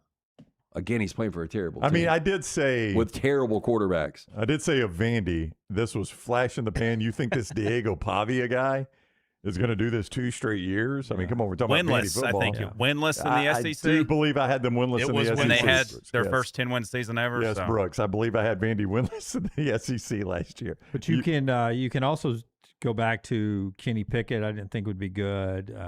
Sam Howell. I didn't think he'd be good. Though I liked Samantha Ponder, I didn't think Christian Ponder would be good. All these first-round draft picks, these quarterbacks, I'm like, how are these guys first-round quarterbacks? So we're just seeing the catch of the year just now on TV3 from Jeremy Bernard down at the 5. I forgot how good that game was. Yeah. This Bama Oklahoma game. Yeah. Well, what's amazing, it was 17-0 Oklahoma with 9:48 to play, and that was pretty when quick. you could go on and turn the TV off. And Alabama 9:48 to play, 3rd down, and just no offense. And they get a pass. Lotzie Brooks works his way open. They get a first down, and then ends up getting a touchdown. And then that mistake before the half, but a lot of just inches, bang plays that have gone Oklahoma's way. They end up winning the game. The part I forgot about in this game, rewatching it as the show has gone, is the Oklahoma punter whiffing on that punt. That was terrible. I just don't know how you do that. On the block?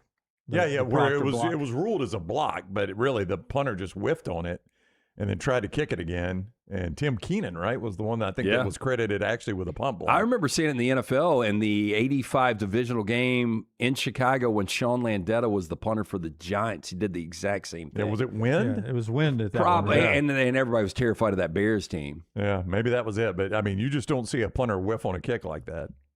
By the way, that night at Oklahoma, unbelievable atmosphere compared to the last time I'd gone to a game at Oklahoma. They do a really good job with the crowd out there now. I assume that's the way it is at every SEC stadium now. By the way, Arkansas announcing today, I mean, this seems so 2020, but Arkansas announcing today they are switching to LED lights inside of their home stadium, Razorback Stadium. Welcome to the game. Wow. Everybody's got those. High schools have those. Yep. I've seen high school stadiums with those. Vestavia, Thompson. Yeah, I mean, all the big schools in Birmingham have those. Got them at Moody. Arkansas is going to have them now in the SEC. Welcome to 6A football, Arkansas. But you know what Arkansas doesn't do a lot of? Night games. That's true. You know, when you suck, they bury you at 11 o'clock. Yeah, you don't need those LED lights at 11:45 on the SEC network. You know who never sees the LED lights? Dave Neal, and he does a lot of your games. You know what they have to do with the switch that turned on the lights? Get those cobwebs off when they turn that thing up real quick. Did you guys ever have to do that at your Little League field? Go down and turn the lights on and turn them off? Oh, yeah. It was a big lever. Yeah, it was a lever. Yeah, big lever. And, go, and then the lights go. Yeah, we were such juvenile delinquents. I remember my buddy Drew lived in these apartments over in Homewood, and they had that lever for the entire apartment complex. So we'd hit that thing sometimes. Everybody's power would go out. Oh, my God. That's awful. I mean, if I was on the trial and they had shot you in the Oh, leg, they I'd probably let them off. Shoulda. We got to reset the. Lance, what would you do if someone did that to you right now? Yeah, I mean, so look, pissed. again, I, the difference was and it's not an excuse, but when you're 14, 15 and you're running wild in the streets and you don't have any direction, that's a problem. Well, as my wife says, you don't have your frontal lobe is not developed at that It's point. not developed, but you've got to have a parent that kicks you in the ass. That is correct. That helps. I was walking the dogs yesterday, and these kids were doing nothing. It was 2 of them were on their bikes, and one kid was, I guess, sadly didn't have a bike. I felt like pulling mine that I never ride out of my garage and handing it to him so he could keep up with his buddies, but he was running behind them, and they were 12, 13, 14 years old.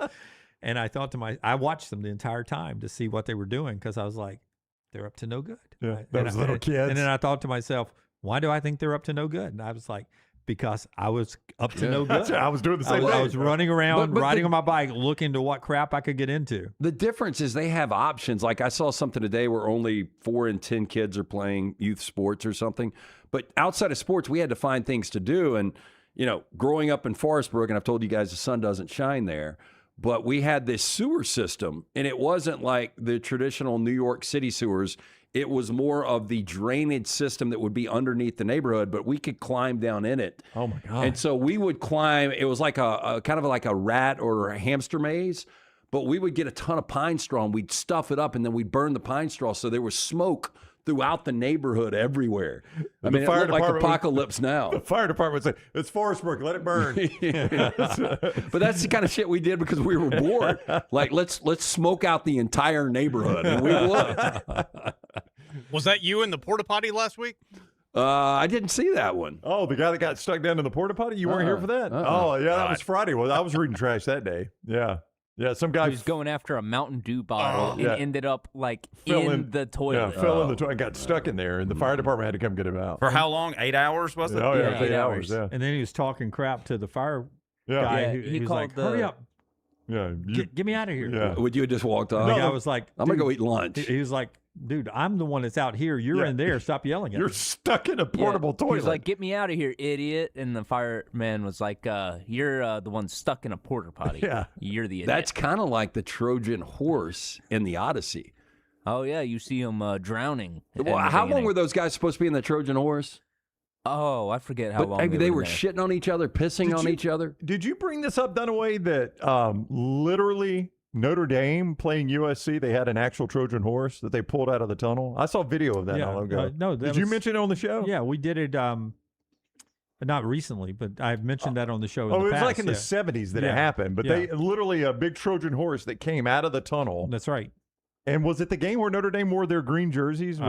I do believe it was. Was that how they unveiled it? I think they came running out of a Trojan horse. They did not come running out of the Trojan horse. But they had the Trojan horse. Yeah, the Trojan horse wasn't big enough to have the Notre Dame football team inside. Do we have any idea how the game played out? Because we know how the Trojan War played out. No, I think Notre Dame won because they went those green jerseys. Remember, that was that's why those became legendary. It's the first time they'd ever done it. Yep. Yeah. Does the Trojan horse army win the Trojan War? The guys inside of the horse. That's how they sneak in. Right? Yeah, that's what I thought. Yeah. It's a surprise. I mean, that's the way it played out on the football field. Here's a quality photo of it. There you go. Look at that. I mean, an actual it looks like a third grade art project. But and see, there's the green jerseys. Mm-hmm. Yeah, great pull. I think that was 1977 or something like that. Is that in 4K? Oh, hang on, I got a better one here. 4K. I mean, we used to do a lot of paper mache back in the day. Yeah. I didn't say it was high quality. I just remember, I just recently saw a video of it, and I was like, I think I remember Dunaway bringing this up on the show. So this is them coming out of the tunnel? Yep. Oh, that's after the game. Yeah, that is a piece of shit. Yes. They had to tell you it was a Trojan horse. You know what happened, though? They put it outside the stadium, and that night, a bunch of kids in Forest Park came and burned it. Forest Brook. I would believe it, yes. Our show brought to you by our friends at Michelson Laser Vision. Tell us about Michelson. Yeah, 205-969-8100. That is the number that I called way back in 2003. Dr. Mark Michelson, the first to perform the laser procedure in the state of Alabama in 1995. Him, Dr. Jim Michelson, best in the business. Make the phone call that I made. When you make that call. Ask for Amy. She's going to hook you up with a hassle-free consultation. You got nothing to lose to find out if you are a candidate for LASIK. 205-969-8100 or michelsonlaservision.com. And don't forget, tomorrow is Odie's Fest. Great music and all of that going on at Odie's. And you can go to the Odie's website and find out how you can get tickets, and then you can buy them at the gate as well. Yeah, I had somebody reach out to me yesterday about tickets, odiesfest.com. Yeah, you can walk up tomorrow night right there in Crestline. Always a great time at Odie's Fest. You can get the tickets a little early if you want to get in there for lunch or dinner tonight. Live music at both locations tonight. The original location in Crestline where Odie's Fest will take place tomorrow. Newer location right there in Edgewood and Homewood on Broadway. Get in, see Will Avery and that great staff. Birmingham Institution, it's Odie's Tavern. Follow Brownie on Twitter and Instagram at ryanbrownlive. When a motorcycle accident turns your world upside down, who's going to look out for your family while you're healing? TylerJohnsTNR Trial Attorneys is here for you, fighting for injured riders and getting families the compensation they deserve. The consultation is free. They don't get paid until you do. TylerJohnsTNR Trial Attorneys. Call 659-777-7777 or visit alexwins.law. Don't wait. Call 659-777-7777. alexwins.law. Physical office, Birmingham. Sterling and the fine folks at Champy's Chicken on Highway 119 in Alabaster want to welcome you in for a great lunch or dinner starting at 11 a.m. every day. Chicken that's brined overnight and cooked to order, and the taste of the Delta with those Delta recipe tamales. Champy's is perfect for all your tailgating needs this football season. You can also choose Champy's for your next party, wedding, or birthday. Great food, great people. Champy's Chicken on Highway 119 in Alabaster, and everything online at champyschicken.com. At Central State Bank, we are large enough to serve you and small enough to know you. Manage your money with ease, whether it's mobile banking, hassle-free checking, competitive loans, business solutions, or personalized financial advice. We're your hometown bank with big-time service. Visit us today and experience banking made simple, because at Central State Bank, you come first. Member FDIC.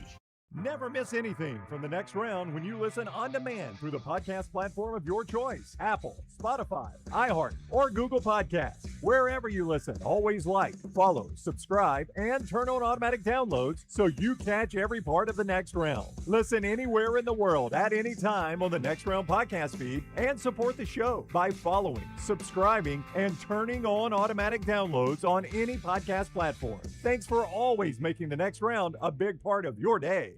Storm season is here. Make sure you have a plan of action in place right now. Greg from Pell City and Storm Restoration Roofing should be your first call when storms hit. Insurance companies love working with Storm Restoration Roofing because of Greg Nelson's name and reputation in the industry. When storms hit, call Greg Nelson. He's local, 205-542-3531. He's the home of the free no-cost roof inspection. Greg from Pell City on Facebook, 205-542-3531. It's Storm Restoration Roofing. Stop by the New York Butcher Shop and pick up the finest in certified Angus prime beef steaks and burgers, premium pork chops, ribs, and all-natural chicken cut to order just for you.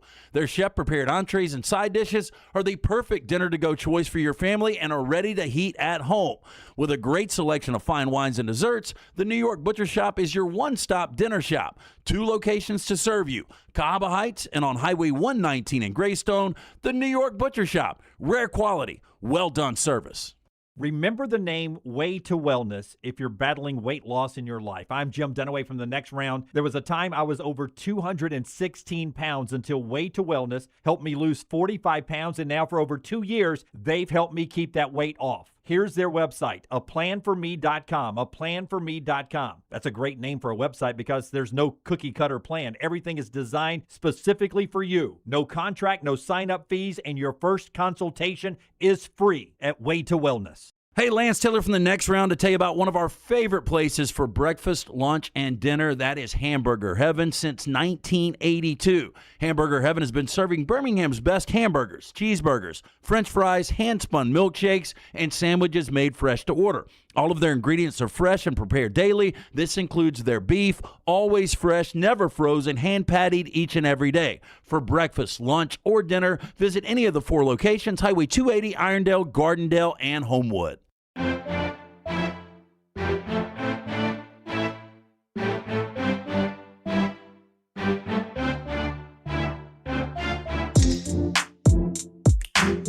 Back with you on the next round. Show being brought to you in part by our friends at Hemphill. Tell us about Hemphill. Hemphill Services, whether you experience any plumbing, heating, cooling issues, home or business, they are ready to serve you. Make that phone call today, 205-229-2090. Never ideal if something goes out, especially your AC. But the good news is you do have the name Birmingham has trusted since 1954 behind you. Call Adam, Chad, Andrew, the guys there. Hard to stop a train. For more information, hemphillservices.com. Tyler Franks and his wife Taylor on their way to the beach listening to the show. She sent me a picture. He rewound she apparently wasn't listening. He was listening to the show. And former intern, by the way. He rewinded it. And I think you had it right. Yeah, rewound. Yeah, listen to it again. And she said, hold up a picture and send him this picture. She's got this book to read on the beach while they're down there. It's the Odyssey. That is not a beach read, Taylor. Not a beach read at all. long for the beach. She said, I saw the movie. She goes, I semi-read it in high school, just watched the movie over the weekend, was inspired to read it for real. So she's going to read it for real at the beach. Oh. I hope it's a 2-week stay. It's not a weekend. It's not a weekend book. I just got on Amazon, I've got my next read set up. And so when we were in New Orleans, we were at an art gallery, and we were talking to one of the local artists there. And, we were just talking about the structures, and, everything was late 17th or 18th century, most of the builds down there. And she told me this story about they were studying the colonization of the New Orleans community. And so you had all these French colonists that came in, and they built this infrastructure. Well, the one thing they didn't have, women to populate it. So what did they do?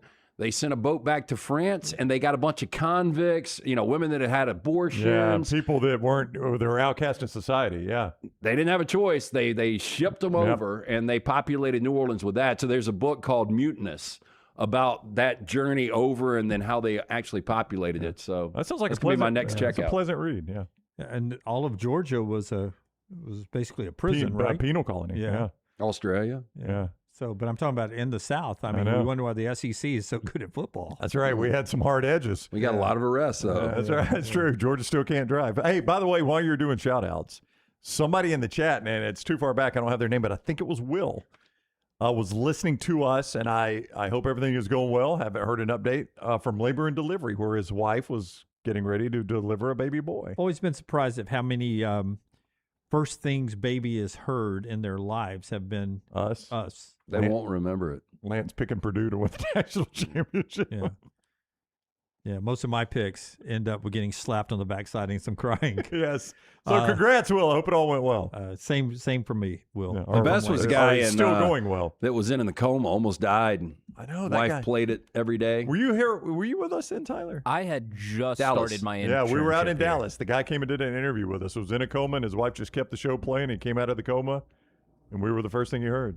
I think I was filling in for Scott that week. Yeah, because Scott was in Dallas. He was in Dallas. And the guy was like, Dunaway picked who? Do you think anybody coma ever, they just play the fight song back and forth, yeah, Alabama? Just to get them fired up. Maybe they hear a little bit of it. You see their hand kind of move. Yeah. Oh, wait a minute. I think I'd probably play Dixieland Delight. Rolling down a backwoods. Yeah, that may get him going a little bit more. You just slowly see 4 fingers extend. Yeah. Alabama projected 6th by the SEC media. Georgia picked to win it. Texas picked 2nd. Ole Miss picked 3rd. Bama 6th. Auburn picked 12th. There's the preseason media poll for you on the screen right there. Do you think from 2009 to 2021, Alabama was ever lower than 6th in the AP poll? No, I would know. Yeah. I would have said, God, why are they doing the basketball preseason media poll already? It does look weird. You're right, but I don't think Mike White's going to have Georgia up there. To your point, Lance, to your point, once Saban got it rolling, I don't think they were ever lower than preseason number 6 in the Associated Press. Yeah. So I'm currently working on looking up the last time they were this low, if ever, in an SEC media preseason poll. Okay, do this for me. Save that picture, Forrester, and when the SEC basketball standings end, right before we do Selection Sunday or the SEC basketball tournament, the final standings in the SEC race, let's see which is closer, the media picking football or the SEC basketball. Because I will tell you this: Will Wade can get Georgia Will close. Wade, Bucky McMillan, Chris Beard, and Sean Miller all will sign up for, and especially Mike White. Yeah, And there's no way Cal's going to be dead last. Yeah, that's going to be your loser right there is Cal. Oh, and Mark Pope. You think, I mean, Mark Pope is done. They might bring back the guillotine if we're going old school French. Let me tell you what, if this is basketball, Mark Pope ain't coaching that Wednesday game in Nashville. He's done. He is not. He's out. What's good about the SEC, Stephen Pearl could be 12th and in the NCAA tournament. Yeah. You're going to be an 8-9 game, but you're in. Yeah. All right. Let's get to trash today, brought to you in part by our friends at Champy's Chicken Highway 119 in Alabaster. Sterling and the crew always there for a great destination lunch and dinner location. In 37 days, you can start taking Champy's back to your favorite football venue. It's Champy's Chicken right there on Highway 119 in Alabaster. Congratulations, The Cure Rock and Roll Hall of Fame inductees 2019. Are you as excited as I am? By the sounds of it, no. LT's Trash is presented by Bud Light. Easy to drink, easy to enjoy. Are you guys Noah Khan fans? I don't love him. I don't hate him. I think it's either. more teenage girls love him, right? Yeah, which I usually like. Like I like Gracie Abrams. That's mostly teenage girls. I don't hate him. I don't really search him out. Can't hear a song in my head that he sings, so I have no feelings. Now, when you're at a concert, missing out on your favorite song or support act because you need to use the restroom or grab a drink can be quite a bit of a conundrum. Some concert goers will hold until the show is finished, but that creates issues as well. By the way, I made it through the entire Odyssey without going to the bathroom yesterday. Wow. Great job, Lance. Same here. And that's 3 it is hours, an right? Odyssey in itself. Yeah. I can't do that anymore. I can't do it. I'm usually good for one and then right afterwards, because as soon as I get there, I don't know about you, we get the big popcorn and the extra large Diet Coke. So by the time we've done the commercials, the Nicole Kidman bit, the previews. She's going to have to change that. It's like a dating app. You got to update your dating app. She cut that way too long ago, and she's had so much work done to her face. She looks completely different. She did it for free coming out of the pandemic. Yep. And it's actually nostalgic now, but that's when she did it for free in 2020. I don't think she actually thought it would still be running. It used to be longer.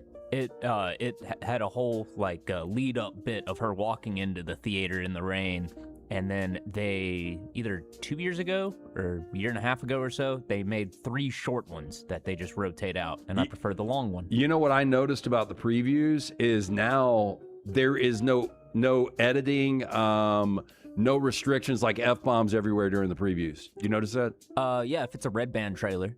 Yeah. Then so you can drop an I F-bomb. saw the trailer yesterday for Digger, the new Tom Cruise. Yep, that one was red band. Yeah.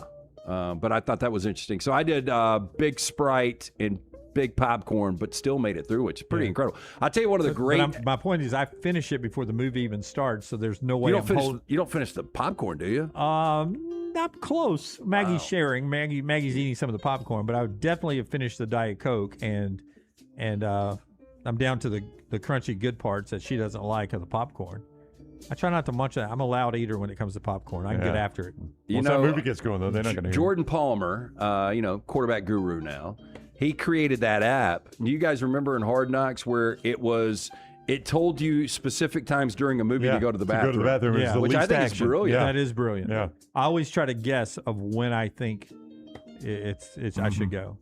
So Noah Khan, the New England-born artist, part of his Great Divide World Tour, spots in Europe, Australia, Mexico, New Zealand still to come. However, the Stick Season artist has already had to warn fans over missing out on toilet breaks, as some of them keep using their seats as restrooms. Now, the woman who turned Section 125 into a restroom, 0 out of 10. My biohazard urine-soaked purse and everything inside it. Skipped the ride home and went straight into a city-filled trash can, one fan posted on Threads. Another one, spending $1,000 on tickets wasn't supposed to end with me replacing my belongings due to a feral creature turning a section into a personal toilet.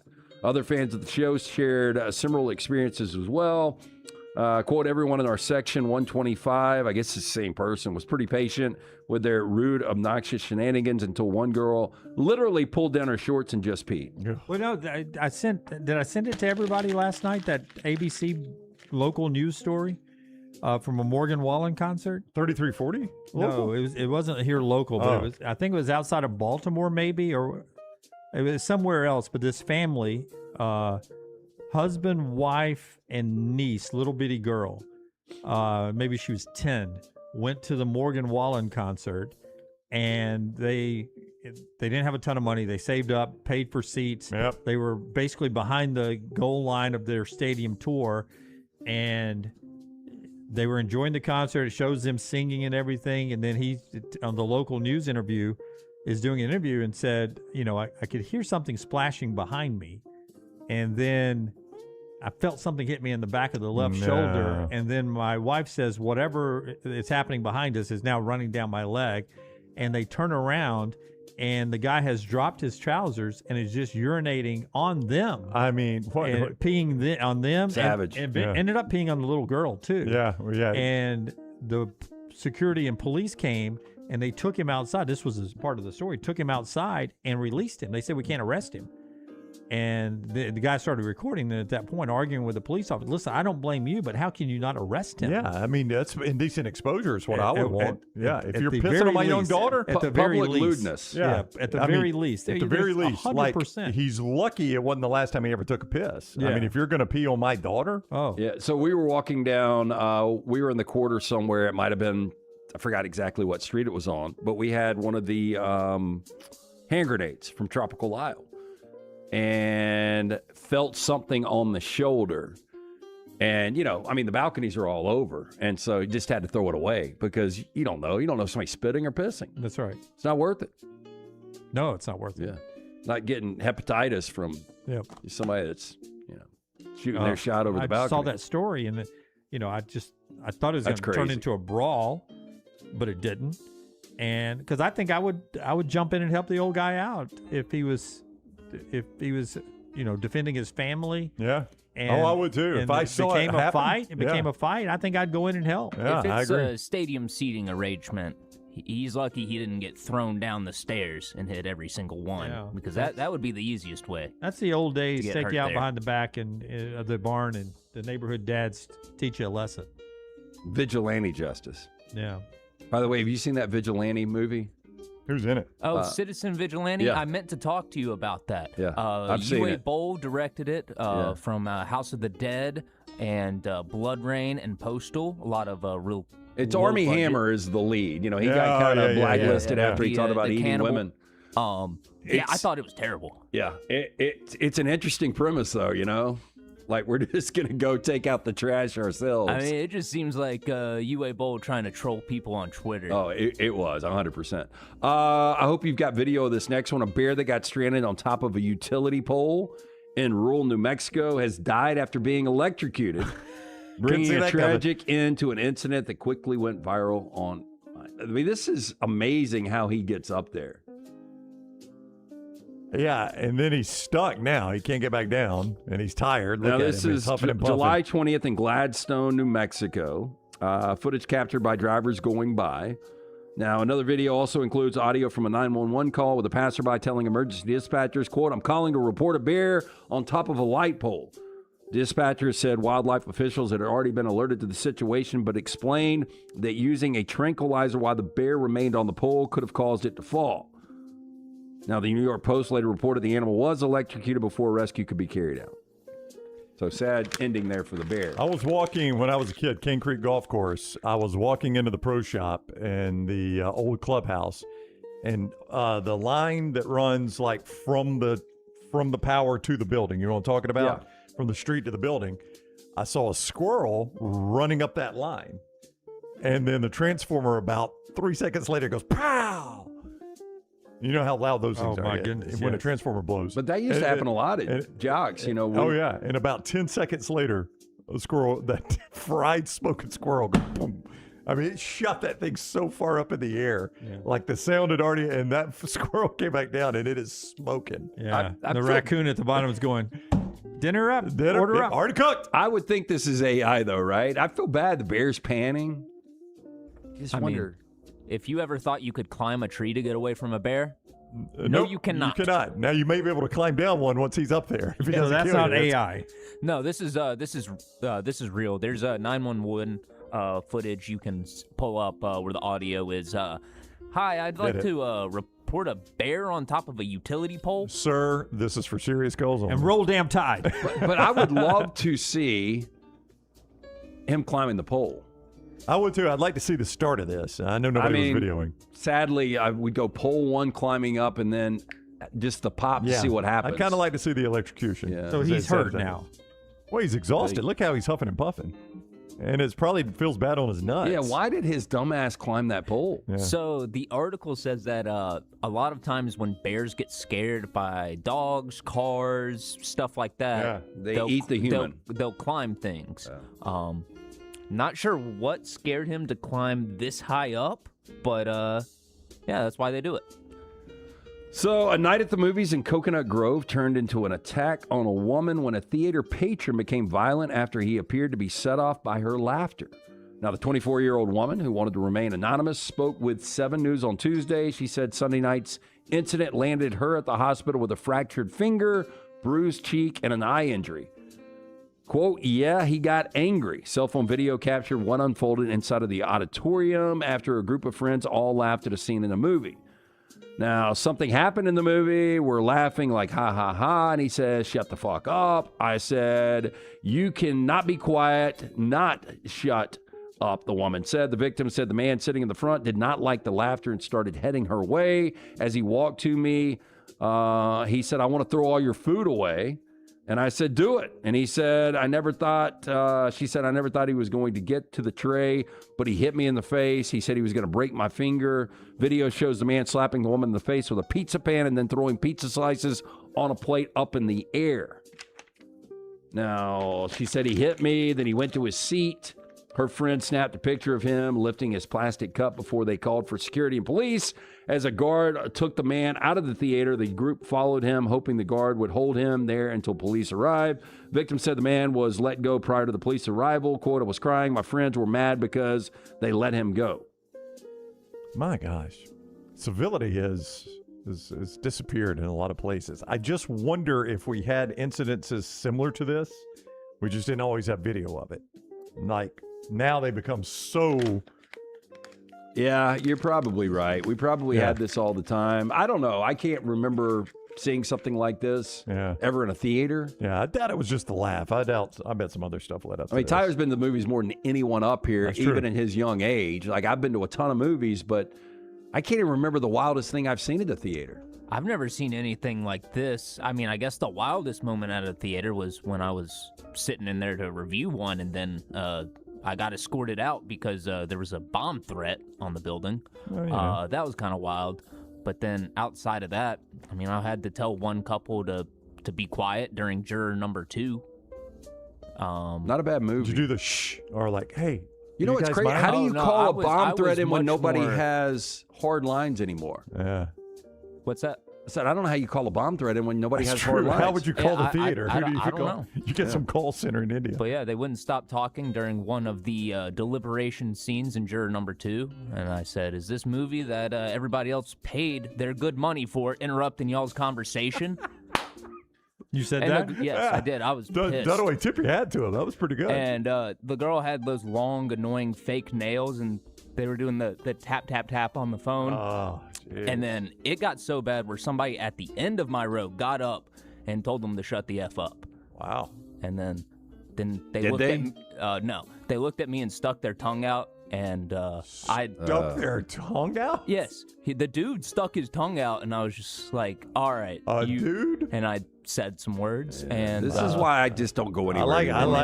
I like edgy Tyler. Yeah, I just But don't try to- interrupt the movie. I agree. Finally, we've got another collaboration. Pringles and Buffalo Wild Wings. Now, Pringles has spent much of 2026 experimenting with increasingly unusual products, including beer and burger-flavored chips and even Italian meatball chips. Now the snack company is bringing the sports bar experience to the chip aisle by recreating 3 Buffalo Wild Wings sauces as Pringles flavors. You've got the Parmesan garlic, medium buffalo, and the Asian zing. I like the Asian zing. I agree. Now, according to the announcement, it marks Pringles' first flavor collaboration with a national restaurant chain in more than 5 years. Really not that long for Pringles. Wow, 5 whole years. Yeah. Parmesan garlic combines the aged Parmesan, roasted garlic, Italian herbs, and a hint of spice. Medium buffalo, more traditional wing flavor. Asian zing is the hottest sounding option of the three. Mixing the chili peppers with rice vinegar, soy sauce, and ginger for a sweet and spicy chip. These are available now until September with a suggested retail price of $2.69. I bet these are pretty good. The Parmesan garlic and the Asian zing are my two favorite flavors there. Oh. You go to Buffalo Wild Wings a lot, don't you? Not as much as I used to, but I'll go occasionally. They had a bottomless appetizer deal a while back. It's like, well, for $9, I can eat as much mozzarella sticks and onion rings as I want. I'm not going to shit for a week, but... Yeah, that is the issue. Prune juice. Prune juice. That is the show today. We're back with you on Monday at 9 a.m. Central Time. Don't forget you can go catch all the OG kickoff replays from the week and their coverage of SEC Media Days, the last call with Mick and Jake as well. And then next week should be a ton of fun here on the show. We're 37 days away from the kickoff in week 0. And by the time we get to next Thursday, we'll only be 1 week away from the Hall of Fame game. So we're that close to football. We hope you have a great weekend. Until next time, God bless you and God bless America.